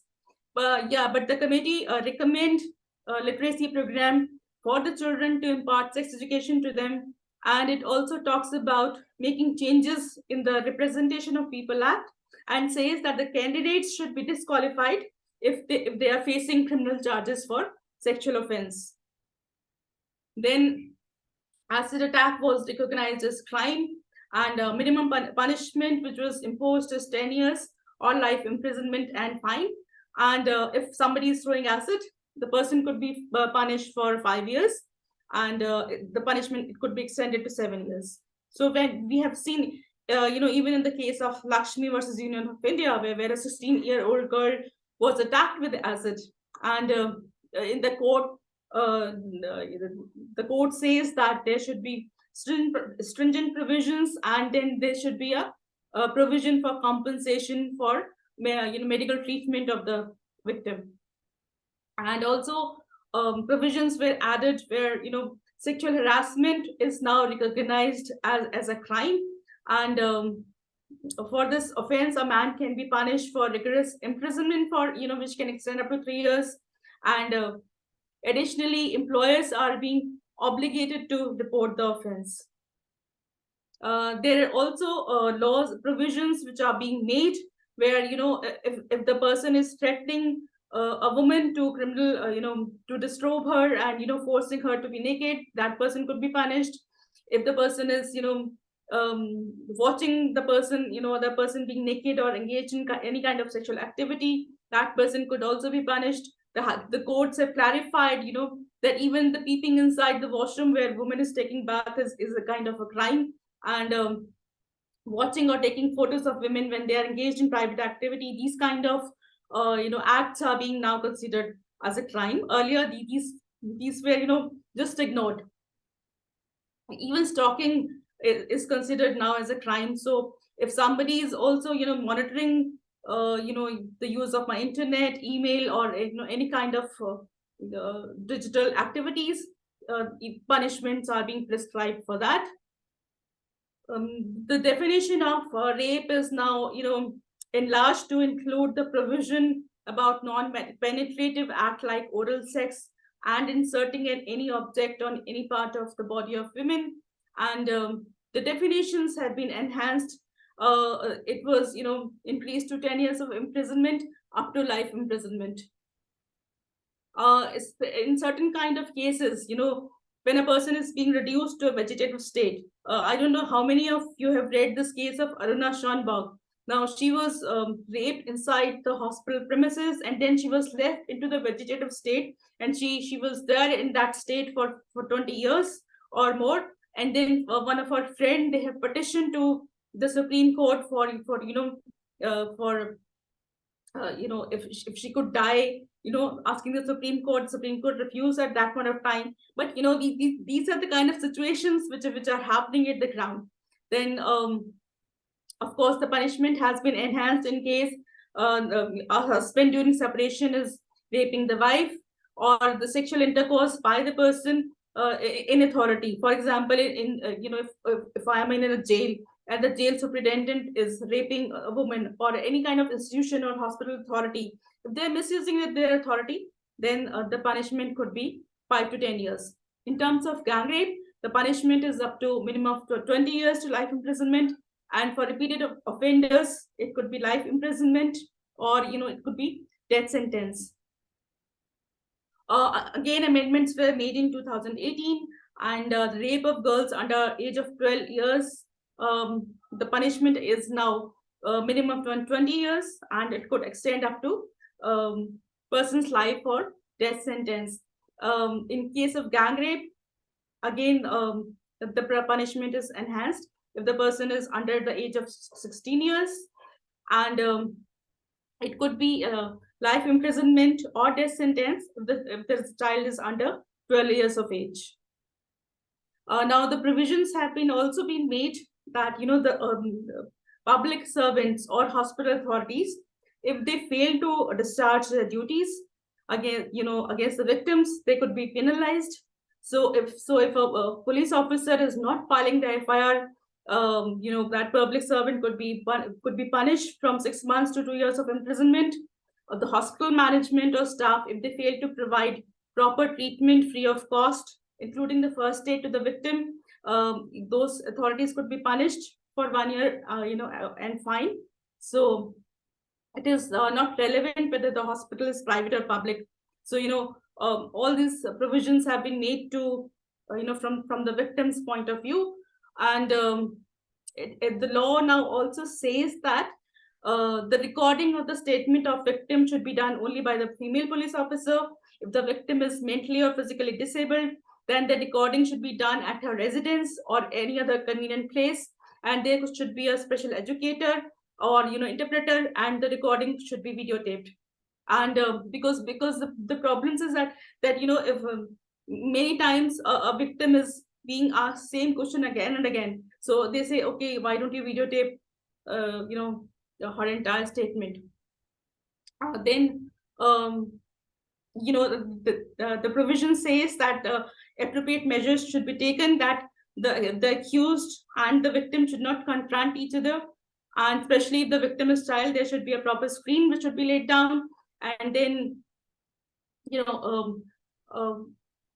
the past history, her character of previous sexual experience of the victim is not relevant. This is what now the law says, because we have seen in many cases the defense generally take this provision, bringing up the past sexual experiences of the victim. And then so no questions now can be asked from the victim during her cross-examination about her character, or about immoral nature, or her sexual past experiences. So and then we all know this law about Protection of Children from Sexual Offence Act, which came in 2012 to protect the children from offence of sexual assault, harassment, and pornography. And special codes have been created, and it defined the child as any person who is below 18 years of age. The law is gender neutral, and it takes best interest of the child into consideration, and it safeguards the right and dignity of the child. So basically, the provision of this law is that it includes wide range of sexual offences, which may include partial penetration, non-penetrative sexual assault, stalking a child, showing child pornography, or aggravated abuses when the child is mentally ill or abused, when the abuse is committed by the member of armed forces or security forces or public servant. So that the fiduciary relationship is now is considered as an aggravated assault. The act does not recognize the consensual sexual act among children, because child, they say, is not in position to consent. So what are the rights of the survivors? Basically, the survivor can file 0 FIR if the police, the personnel, they are not recording your FIR, you can file 0 FIR. You can also lodge EFIR. So for different states, there are different rules. Then you also have right to compensation under Section 357. We have this Nirbhaya scheme, and which was being made to award compensation.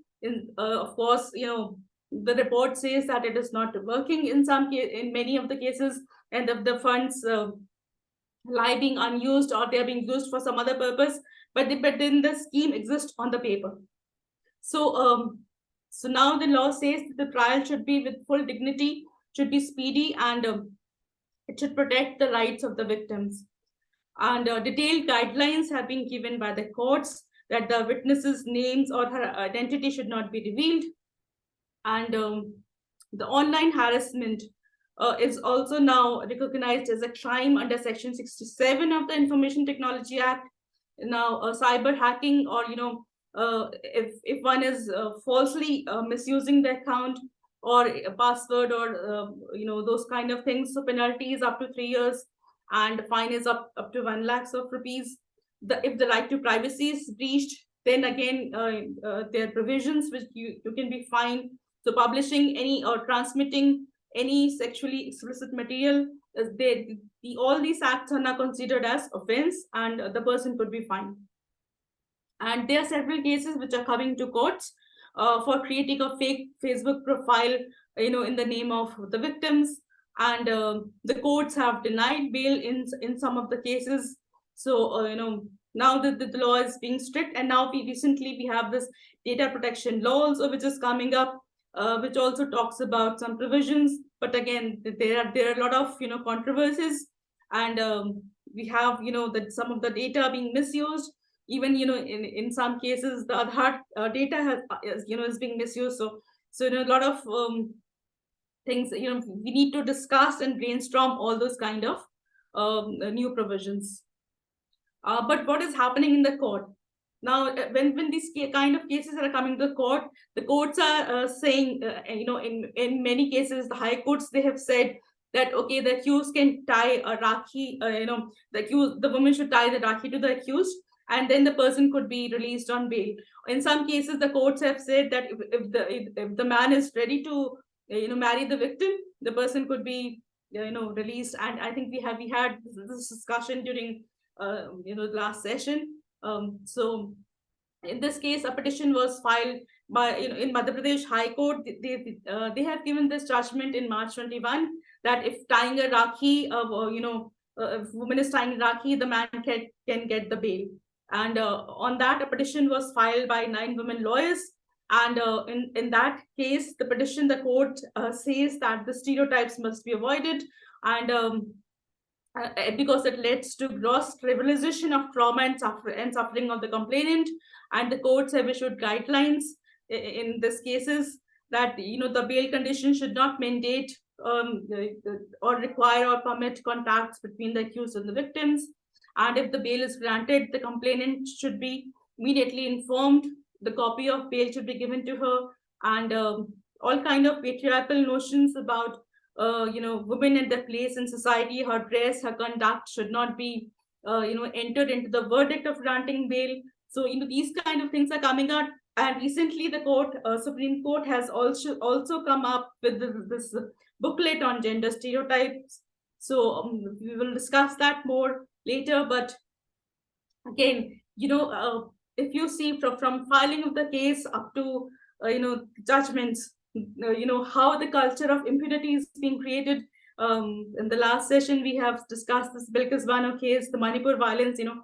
How this state is creating that kind of environment, which is creating the culture of impunity. So basically, the survey which took place in March 2022 by this company, and they asked the respondent whether to improve the safety of women in the community. Is it more important to teach boys to respect all women, or to teach girls to behave appropriately? About 51% of the respondents, they said that it is more important to teach boys to respect women, and a quarter says that it is important to teach girls to behave appropriately. So how the law and society interact and the ways the laws are being implemented and enforced now remains a big question. There is a study which is conducted by a Delhi-based organization, and they found that only 29% of young adults receive this sexuality education regarding sexuality of any kind.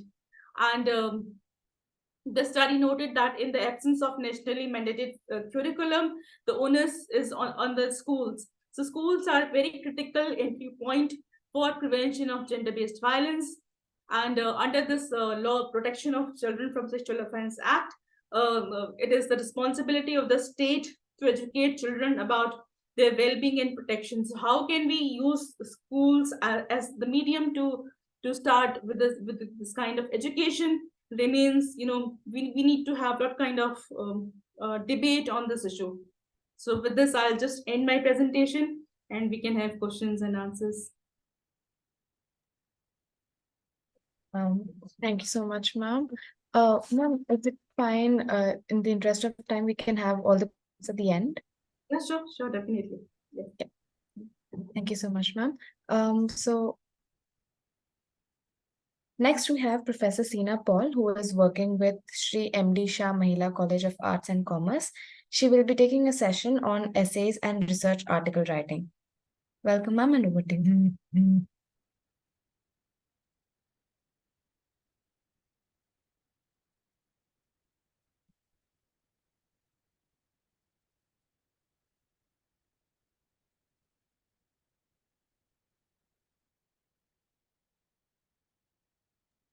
Am I audible?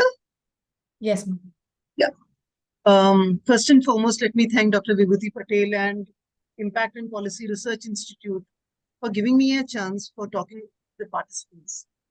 Now, what is the title? What has been given to me is... Madam, it is in a working mode. Make it in a slideshow mode.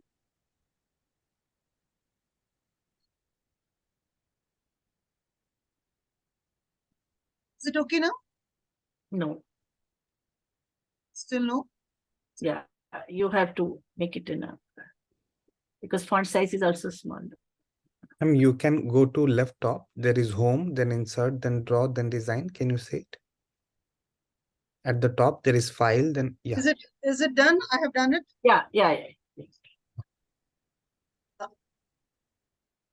Now, the issue what has been given to me is what is research and how to write a research paper. We all are familiar with what is research, but still I have quoted over here Clover and Balsi's definition, wherein they say that the research is a process of systematically obtaining accurate answer to significant and pertinent questions by the use of scientific method of gathering and interpreting information. So basically, what is research then? It's a systematic approach, and a scientific method is used to answer certain pertinent questions. So we have certain questions. This has been answered with the help of a scientific approach and a scientific method. Now, what is then a research paper? It is basically a written document wherein we record all the findings and the conclusions of an investigation. So what is the definition of a research paper? It is basically a piece of academic writing that provide analysis, interpretation, and argument based on the in-depth independent research. Now, what I'm going to do now is basically I'm going to write what are the steps involved in writing a research paper. So what is the first step? Is you have to understand the assignment. For example, in the students, the participants have given certain instruction by the institute. Now, what are the instructions? These are the instructions which has been given. I think the participants must have read it. What are the instructions? Style guidelines, abbreviation, spelling of language. Then what are the limitation as far as words are concerned? 3,000 to 400. So that is the first thing what any candidate is supposed to look before writing any assignment. So that is the first. Then we have to look at what are the due date, length requirement, formatting, and the mode of submission. Once we are clear with that, then we go in choosing the research topic. So this activity can be done by brainstorming with your teacher or with fellow students, or when you read the other articles, you get certain motivation. That is your step 2. Then once you've decided the broader topic, I have given certain broad topics over here. What pertaining to this session, gender equality, economic development and productivity, gender equality in the workplace. These can be the broad topics. So now you have decided the broad topic. So after deciding the broad topic, you have to start working on the broad topic. You have to read from a variety of resources. This can be books, journals, reputable websites, everywhere you can read. Now, once that is done, next step is to decide the research question. So you have decided the research topic. The next step, we have to decide the research question, your study objective, or your thesis statement. Now, again, what can be your research? What will be a good research question? Your question should be specific. There should be some kind of originality. What do you mean original? The topics which has been dealt before, you're not going to do. You're going to do something different than what is existing. Then, whether this caters to the broad scientific community, if it is not of interest for others, there is no meaning doing the research. Then it should be, now it is always better that one research paper should address one research question and a relatable question. You should not deal in one paper many questions as far as possible. Then, if you're developing a thesis statement, it should be brief, it should be simple, it should be easily able to understand to your readers. So this becomes your step 4. So step 1 is to looking at the assignment. What is the requirement of the assignment? Step 2 is your deciding a research topic. Then there's a preliminary research, and then comes your deciding your research question, your objectives and thesis statement. So these are some of the research questions what I have listed over here. How do cultural and regional variation influence the implementation and interpretation of? These are some of the questions what I have listed over here. Once we have settled with your research question or your thesis statement, your broad outline is ready. So now you are going to work within the broad outline. Now, after deciding the research question comes, you have to answer the questions. So to answer the question, you have to collect supporting evidence.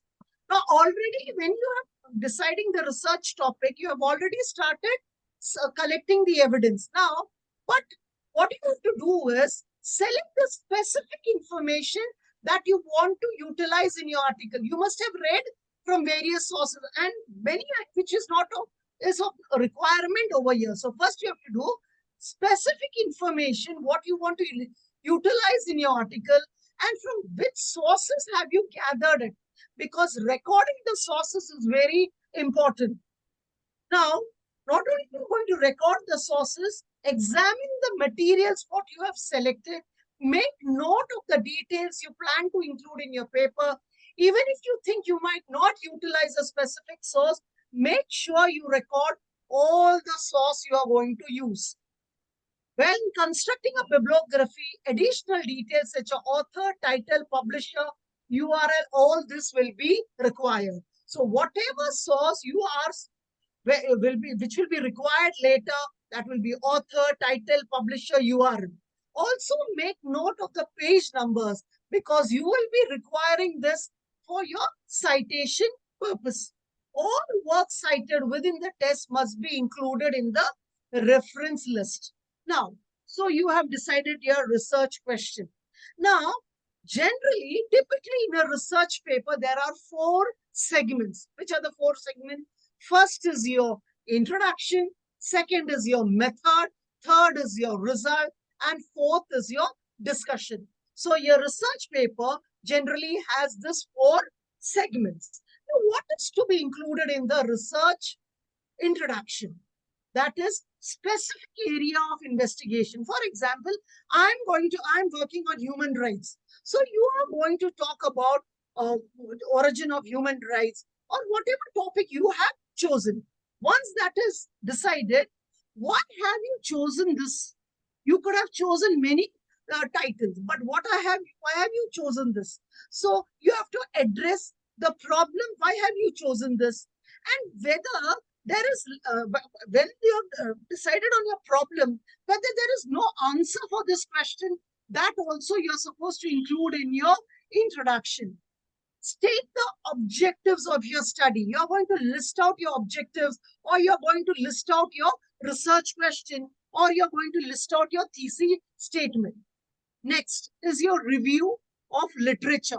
There is no necessity to write a full-blown review of your literature, but review of literature is very essential because it helps you in deciding the research problem, identify your objective, formulate your hypothesis, and formulate your theoretical framework for your entire study. So this completes your introduction.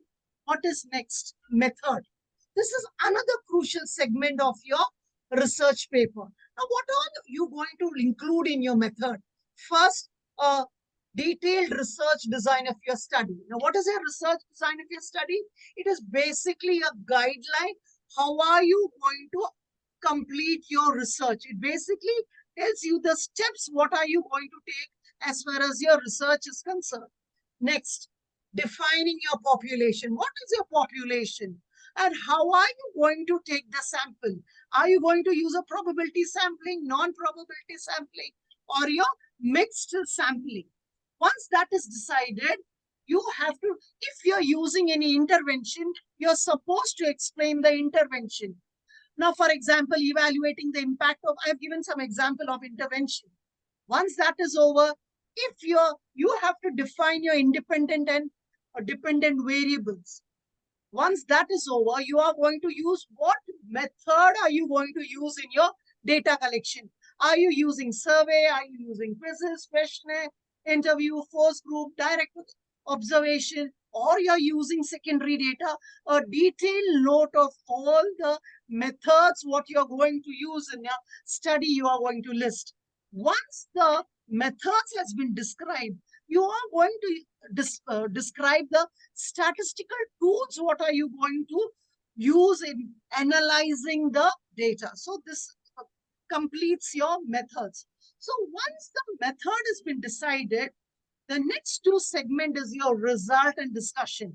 What are you going to use in your result? Now, whatever information, whatever data you have collected, you are going to tabulate it and subject it to statistical analysis. You, in the results, you are going to present the key findings with respect to your central research questions. You are going to present your secondary finding. So this comes your result. Now, in the discussion, what are you going to include?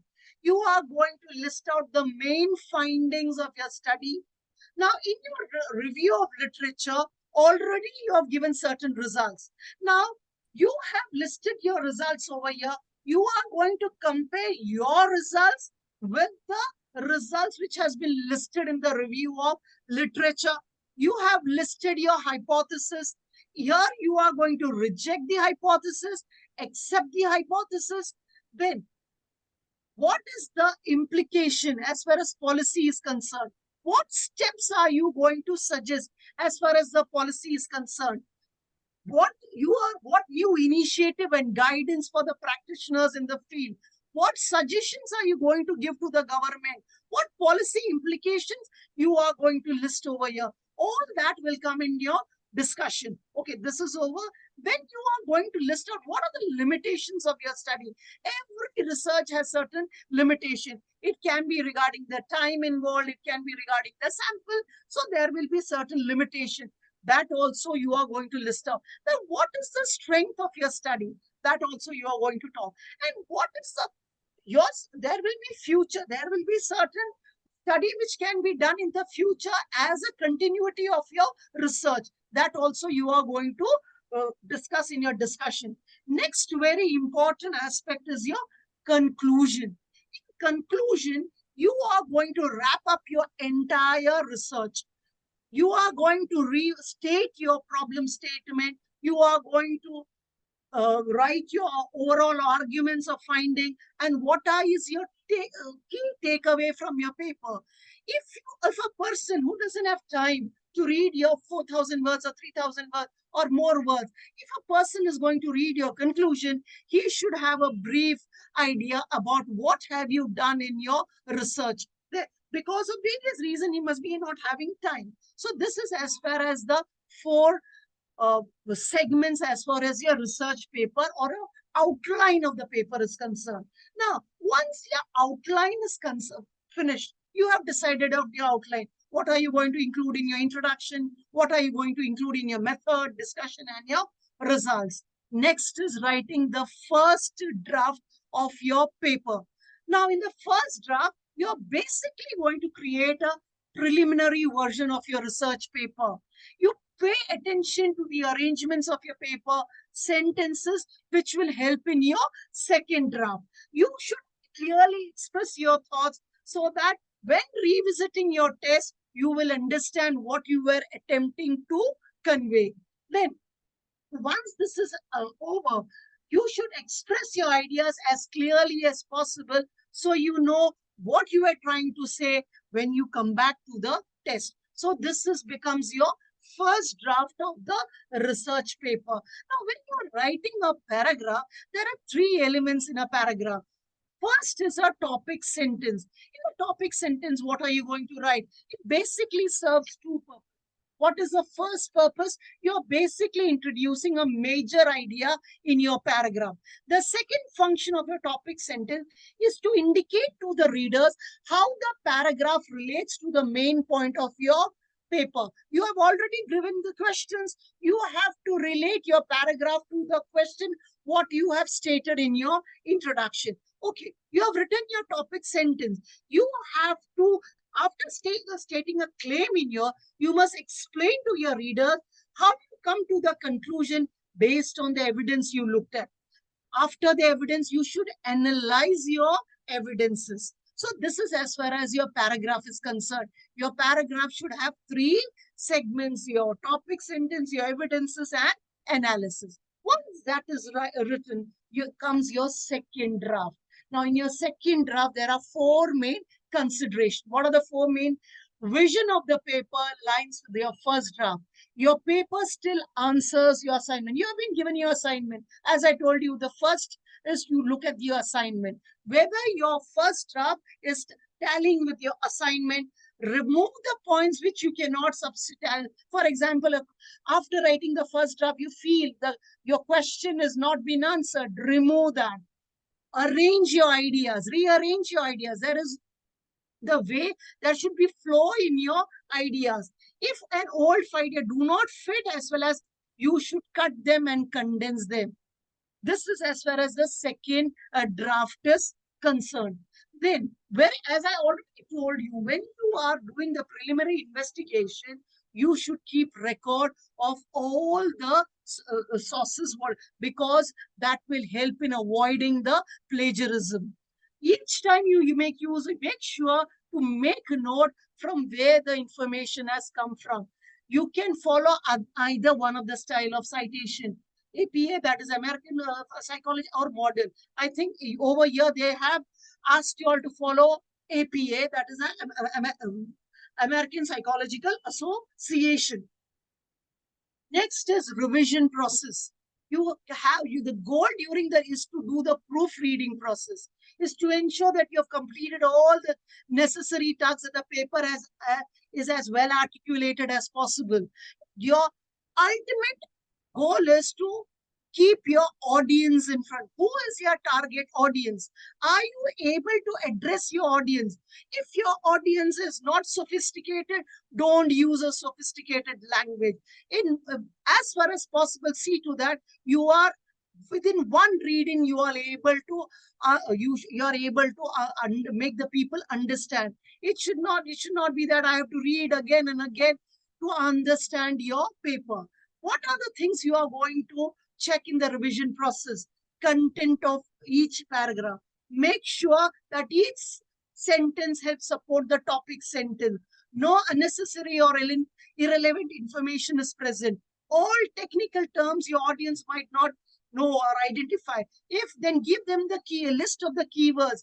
Explain the keywords so that he doesn't have to go to the dictionary or in order to understand the keyword. Check your grammatical error. Check your typos. Cut unnecessary words. There should be consistency as far as your heading is concerned, formatting is concerned.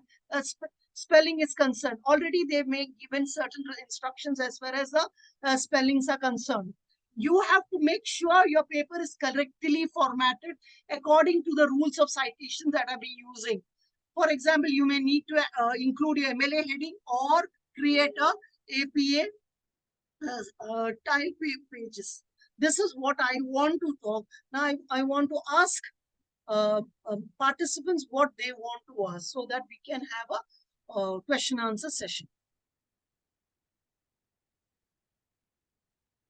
Because they also have to write papers, and that is going to At be. the end of the time, you have to write papers. So what more you want to know? So this is a broad structure I have given you, how to write a research paper. Now I would like to ask the participants what more they would like to know. Mr. Sushant. Hi, ma'am. Good evening to all of you. Yeah. And ma'am, Paul, ma'am, would like to understand that I'm in the field of hospitality and tourism. So we are getting an AI-based algorithm to connect with the B2B partners who are the channel partners, be it a wedding planner, event management companies, PCOs, professional conference organizer, domestic operator. Those get business from overseas. And we deal with the hotels like Taj, Oberoi, ITC, Leela, and all these hotels and standalone properties. So can the paper be based on that also? This is technology what we're getting, you know. If you go to Make My Trip or Ease My Trip or Expedia and all, you can book up to 9 guests. But the technology what I'm getting means what we are trying to get with the help of IIT Bombay and IIT Kharagpur. And this technology is totally disruptive in the sense means we are getting a big, you can book up to maybe 100, 200 rooms at one go. So that kind of technology you want to get, which is totally not available as of now in any of the world till date. So maybe there could be some that research have to do it. So can that be based on this project? To my understanding, they have given a list of topics on which the research should be based. Okay. Already, I think that has been sent to the participants, Shweta. Yeah. Yes. Yes. Yes. And we have to stick on to that. Right. Okay. Professor Patel can guide. Yeah, I think it is also in the broad rubric of promoting human rights and ending gender-based violence. So the data regarding labor processes, labor relations, workload, safeguards during the night duty, then the sexual harassment at workplace by the customer, by the stakeholders, by the management, that by can be the done. colleagues. All those things, they come because human rights lead to, they cover everything, no? Because this 4 generations of human rights. So economic rights, cultural rights, even the use of language, interpersonal dynamics, caste-based biases, class biases, because a student of mine has done an MPhil thesis on what happens in the hospitality industry. No? So everything can come up. Whole intersectionality can also come. Yes, ma'am. Ma'am, other thing is that we have the deadline to do this abstract today, but somehow, you know, we haven't got that. Means we couldn't able to devote much time because of certain engagements which were dealt till date. So can the time limit be extended to maybe a week's time?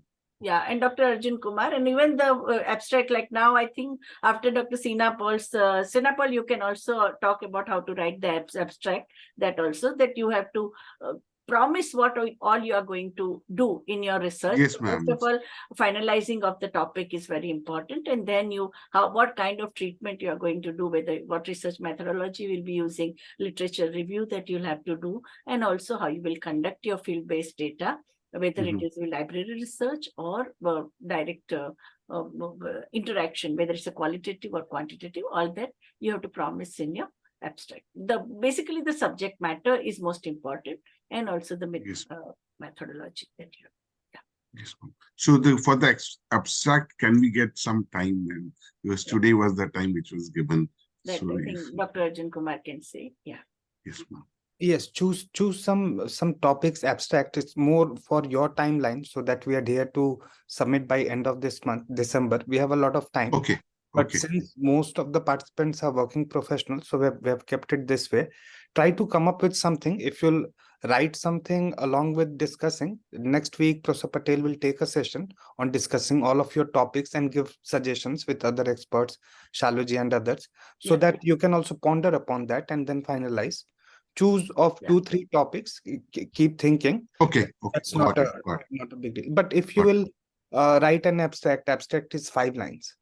Yeah. So 5 lines, you can write something, no, that will be for yourself. That will be a reference for our next discussion. So try doing that. What do WhatsApp. you promise? No? What you promise to do? So 5 lines, you mentioned 200 to 300 words. Yes. That's same Yeah. thing. Okay, Same it's five lines. Okay, sir. Yes. Okay. Okay. Divyansh has raised hand. Divyansh, go ahead. Sir, I wanted to ask this question. Actually, I am a writer and poet also.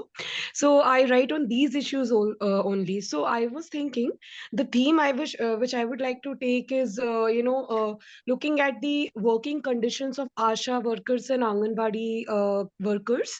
The women workers who are employed by government, but they are not paid well or so. So I was not very sure. The way of presentation I'm thinking is the performance poetry at the end. And then I would have to write a proper essay or paper on it. How I would go about it. I thought I would do some interviews in the Anganwadis or Asha workers around me. And then another thing is doing secondary research, reading research papers or so on these things. How should I go about it? First of all, you have to ponder that how much time will you devote? Because mostly what happens that we promise ourselves that we'll do this and this, but realistic thing, if you will have, then that will help you in terms of planning.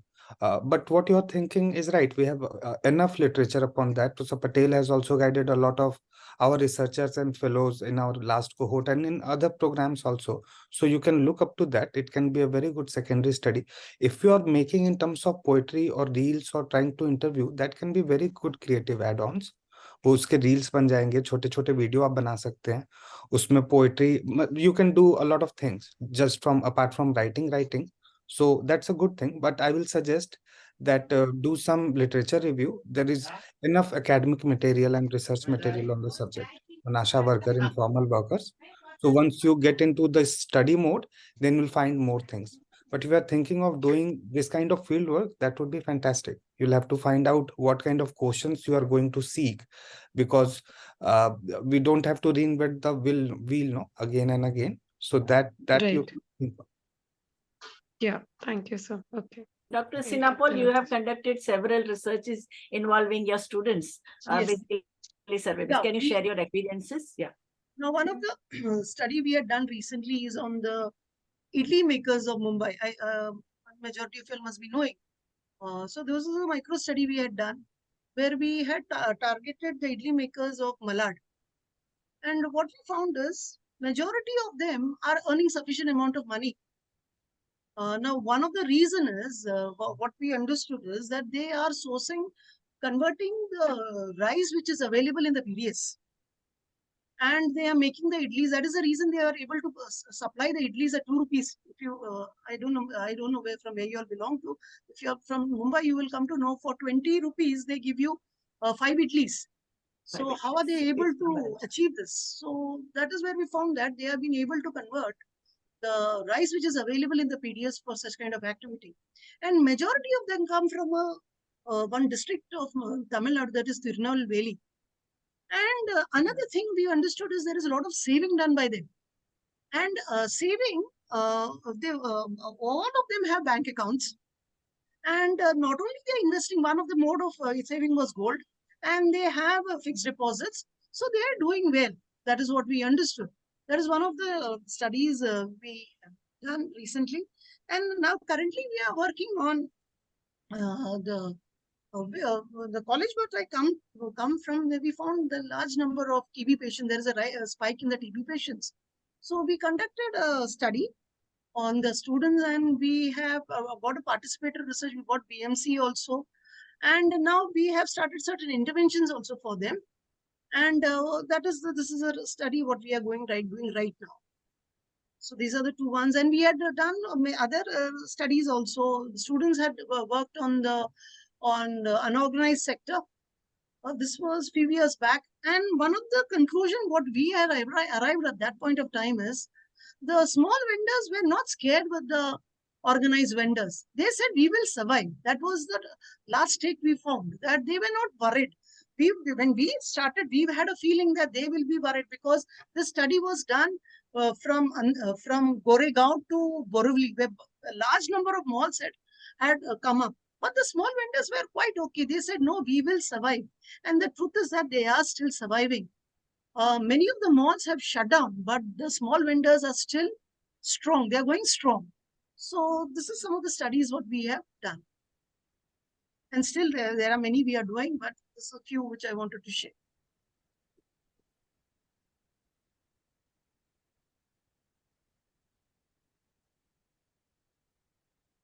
We can take any more suggestions or any doubt if anyone have any questions. We have got few abstract, but we will be discussing it next week. Kindly go through Professor Paul's lecture thoroughly. It will help you to write and decide the kind of things you are going to do, be it of any creative medium, but do go through those processes and also try to have something in black and white also. So all of them need not submit only research paper. It can be other forms also. No? Yes. We are making that kind of distinction, but obviously having some message of the sort what participants should like to do. Right. Sir, sorry, Sushant this side, sir. Yes. Sir, just wanted to understand the abstract, the 5-liners that we have to submit by next week, next Saturday. Yeah, you can do that. That we have to mail it to you at which email ID? Yes, at the learning. It will be there in the course outline document. Acha, in the course outline. The same email ID you have to use. Yeah. Yes, thank you, sir. Okay. Hello. Yeah. This is Megha. Okay, Megha ji. I have a question. Like last session, I'm not able to attend due to some reason. But is there any group for this new cohort created by the videos have been shared, no, of last session? Megha ji, you can check videos. It will be in your email. No, I have no. I have watched that video, but in case to share some news or some articles to each other for a peer learning, is there any group, WhatsApp group created by the institute or not? So you can share here in this chat, because not everyone like to be added in the group. Officially, तो हम ऐसे नहीं बनाते. आप unofficially, but go through the course material. It is quite intense. Yes, and we'll be sharing the list of participants. You can always get connected to each other. Okay, sir. Thank you. But Megha ji, you can introduce yourself. If we have missed you last time, please do that. You can also turn on. Yes. Okay. Hello everyone. I'm Megha Shirsagar. I've done my MA in PISS and in social work and then travel studies and action. And now I'm working with one organization called Cohort India, which is based in Mumbai. Cohort for literacy. Yes. Okay. Yeah. Okay. That's it. Thank you. Thank you. Welcome, Ms. Megha. Thank you. Yes, Ms. Debarti Chaudhary, ma'am. Please go ahead. Yes, sir. So I have my research statement and the questions sort of ready. So I was hoping to do my research on basically like a socio-legal analysis of the kind of centrality that medical evidence has in sexual violence cases. So I was planning to do it by doing a content analysis of court case judgments in rape cases. And I was also planning to do a couple of key informant interviews along with it with lawyers to get a better understanding of how this entire thing plays out within the courtroom. But so I have this text sort of ready at my end, but I've not submitted the abstract yet because I was not sure about how to do a creative presentation of this, because like I can understand how to write a research paper on this. That is somewhere I'm more comfortable, but I'm not really sure how to present this. So if you That's could guide me on that yeah, regard. that's okay. That's okay. Go the classical way. No issues. Okay. Yeah, go through that. While presenting, you have to be very concise when you present, so you can tell what Okay. all you have done. But how are you planning your KIIs? How many interviews will you take? I'm planning on 5. 5. Yes. Okay, so choose those 5 very That, categorically. okay. Yeah. Either you can do the research paper based on qualitative analysis, the in-depth case studies, or you can Yes. come up with a skit, because I know I have written several skits on sexual violence during the 80s, Okay. or you can come up with a song which can be used, the tune you can choose of which can be appealing to the mass of women. So that would be also be because you must have seen Kamala Bhasin's song or the song by women's organizations over the years. Yeah. That can be an other. You can also come up with a short story. Shweta Devi's Dopadi, you have read, no? It is the kind of what research papers could not do. One short story of Dopadi. Dopadi was based on Mathura rape case. So you can even come up with a docu, or you can also come up with a docudrama or a small video based on your research. You just anonymize those women, don't show their faces. If they agree, you can use the audio. Otherwise, you give your analysis and come up with a video. So there are various ways in which, and that would be an asset because it will be used by the women's groups. This is every year we have 15 days of campaign. So it would be asset, we will be adding the knowledge resource. No? Yeah. And Vibhuti, which city you are based in? I'm based in Kolkata. Because then they have Nari Nijatan Pratidron Manch, Sanchetana, all these organizations. You can suggest some lawyer's name or anything to Vibhuti. She's taking very, very serious subjects with terms of numbers and all. So she might need some assistance. But okay, make that paper. But you have access to organization, no? Yes, ma'am, I do. Yeah. Huh? You are working in the National Commission for Women. Oh, then? No, ma'am. No, then, I'm not working there, but I do have contacts in organizations. Then so. वो media articles जैसे आते हैं ना, जैसे Indian express और look at any journalist जैसे present करते हैं ना कि ये दिस इज द स्टोरी, मैंने इन लोगों से ये बात की, तो also as a research paper that is okay. एक न्यूज स्टोरी भी अच्छा बन जाएगा। उस तरह का टारगेट करेंगे ना, अगर 5 डिस्टिंक्ट लोगों से पूछ रहे हैं तो XYZ person which is in charge of this और which is very renowned advocate on this subject, ऐसा उन्होंने क्या बोला, उस तरह का आ जाए in a very crisp form. Try like that, don't go very extensive, फिर 1 महीने में कर नहीं पाएंगे। Yes, sir. Yeah. Thank you, sir. Thank you, ma'am. So where do you work currently, Devarati? Ma'am, I'm a research affiliate at NLU Delhi at the moment. Yeah, with NLU law student. Okay. Yes.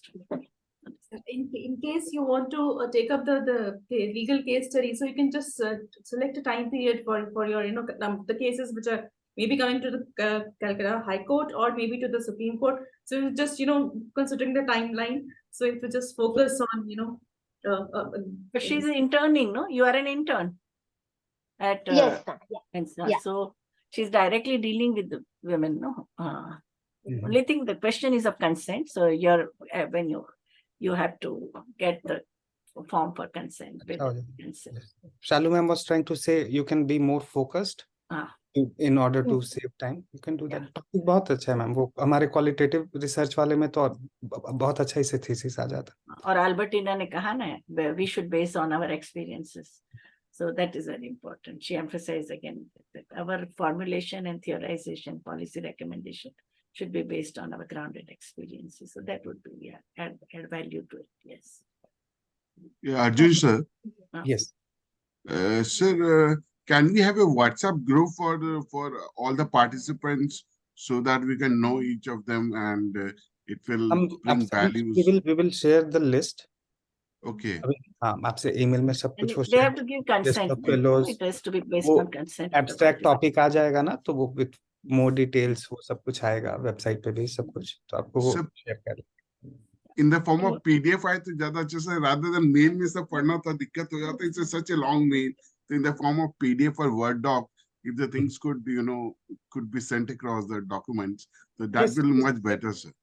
it Yes. will be there in that. You can check. Yes, वो sir. course outline ये सब आएगा, सब कुछ सारे documentation. अच्छा, ठीक है sir, ठीक है sir. Thank you sir. Thank you sir. If anyone would like to share anything else in terms of abstract or presentation by Shalu ma'am and Professor Ceena ma'am. I think discussion took place in the chat box, and I think they all have sorted out the issues. Yeah, correct. Bharti ji is saying something. Bharti ji, please. Yeah, Bharti ji, yeah. Sorry, because I got disconnected in the middle, so I think I'm just trying to make sense of everything I heard in between. So when we say that we have to submit an abstract, therein we have to briefly put down the topic that we're trying to come up with and do the research on. Topic and abstract. Bharti ji, topic and abstract. Okay, so those are topic and then abstract of the topic. Right. And therein we also have to mention the creative project that we will be doing around the same topic, right? That's the same thing. That is add-on. No, that is the same thing. Same thing. Like you can, yeah. So for the same topic, we have to do research, and for the same topic, we have to do a creative project, right? No, you can do both. You can do both. You can also do like one, only the research paper thing. Okay. So the creative project is an optional thing, is it? Is an optional thing. अगर आप you are not very comfortable कि ज़्यादा research वाले से जाएं, तो आप दूसरे फॉर्म को भी ले लें. लेकिन अगर उसको सप्लीमेंट्री रखे तो वो ज़्यादा अच्छा है. Right? क्योंकि even if you write a research report, it comes in a form of report, it comes in a form of journal article, blog article, magazine article. उसके कई सारे रूप होते हैं ना. Presentations हम लगाते हैं conferences में, अलग-अलग चीजें. That is what Professor Patel was saying. That उसके you can build upon that for reaching out larger. So we are still in the planning phase. That is why we had this lecture and all. So you can think about it. Next session we can discuss about your theme. So do give it a thought. That will help in all the research exercise and in terms of output what we are thinking. Right. And so a discussion will take place next week regarding the topics that we've so far finalized in our heads, right? Yes. Yes, Arjun sir, I have a question. The abstract and the research work, both should be the same topic, or it could be a different topic, or it has to be the same topic only? नहीं, आप जो topic बताएंगे उसी का तो आप abstract अच्छा, उसी का abstract, उसी का research work भी उसी का ही होगा. Yes. Sir, because I'm not from the arts background, so it was a tough हो रहा है. If you will read वो जो course outline reading resources documents है ना, उसमें सब कुछ काफी कैटेगोरिकली दिया हुआ है. और आप इवन लिस्ट ऑफ रेफरेंसेस देखेंगे ना, उनमें भी आप खोलेंगे तो पहले ऑथर ने एब्स्ट्रैक्ट लिखे हैं. एब्स्ट्रैक्ट आइटम्स होते हैं, उसके बाद introduction. So abstracts are of 150 to 200 words, which encapsulates overall idea. As Sinapol ma'am said, that everything which you is there, the main highlight of your research is there in the abstract. And abstract okay, I got it. In course of time. Yeah. Yes, ma'am. Yes. Thank you, ma'am. Thank you, ma'am. Sushant ji का topic थोड़ा अलग है, वो technology और public policy से जोड़ना चाह रहे हैं. You can do that. आप देख सकते हैं कि इस पर्टिकुलर इंडस्ट्री में अगर आपका पैशन ऐसा है, तो कैसे ऐसे टेक्नोलॉजी आने से पब्लिक पॉलिसी या पब्लिक चीजों में कैसे वो होगा, चेंजेस आएंगे. उसमें आप कुछ और ह्यूमन राइट्स के मुद्दे ऐड कर लीजिए प्रोफेसर पटेल. Yes, sir. तो वो अच्छा स्टडी होगा. बट लेकिन वो चीज आपको प्रूफ देखिए केरला में करना पड़ेगा. Yes. केरला में all hotel industry, they were not allowing women to sit, and there was a big agitation that when there are no customers, we should be allowed to sit.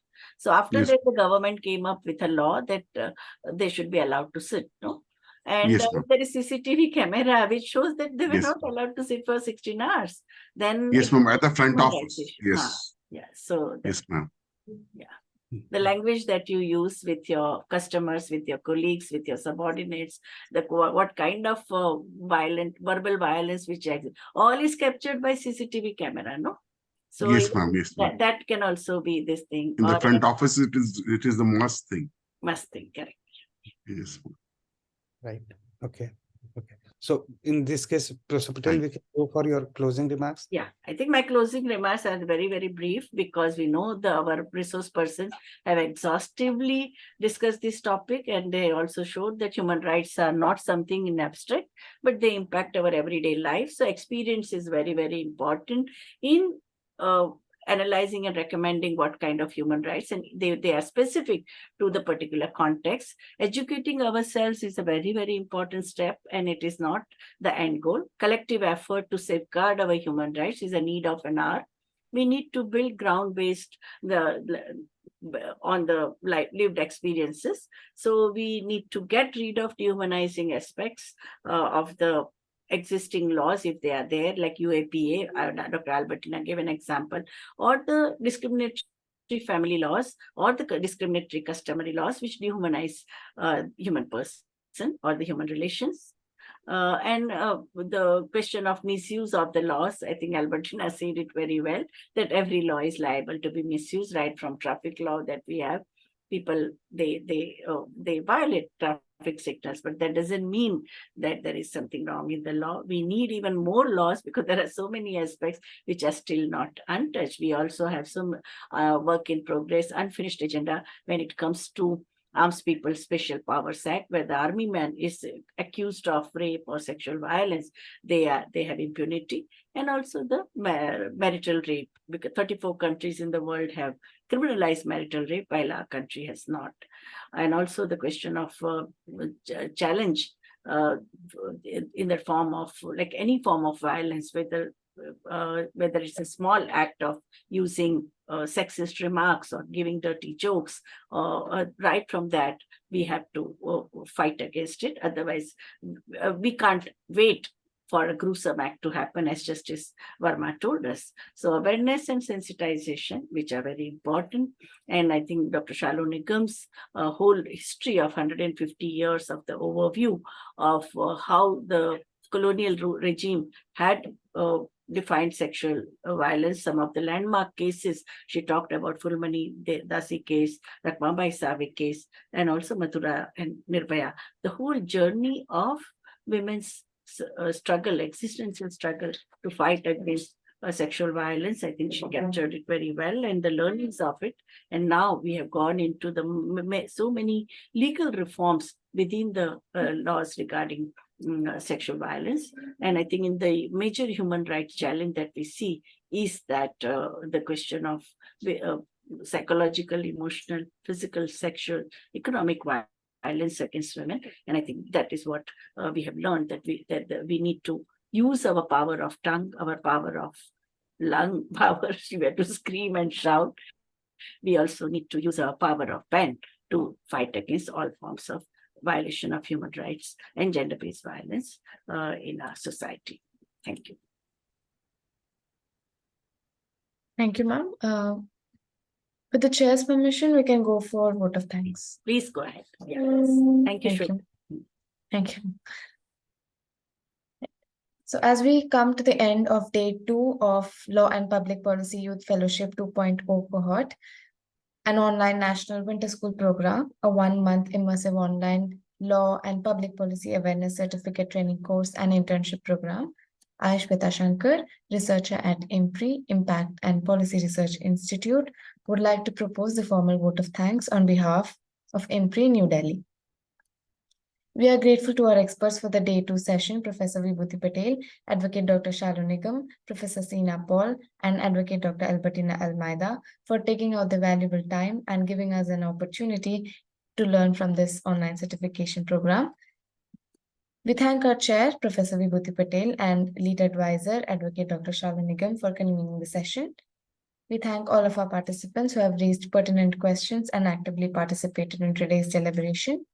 We look forward to welcoming you coming Saturday on December 9th at 6 p.m. for our day 3 of this certification course by distinguished experts, Dr. Kirti Bolineni and Advocate Dr. Shalu Nigam. We are grateful if you're watching us later on YouTube or listening to us on our various podcasts or reading our publications. We hope you continue to join in future to our IMPRI #WebPolicyTalk and #WebPolicyLearning. Wishing you a good day. Thank you.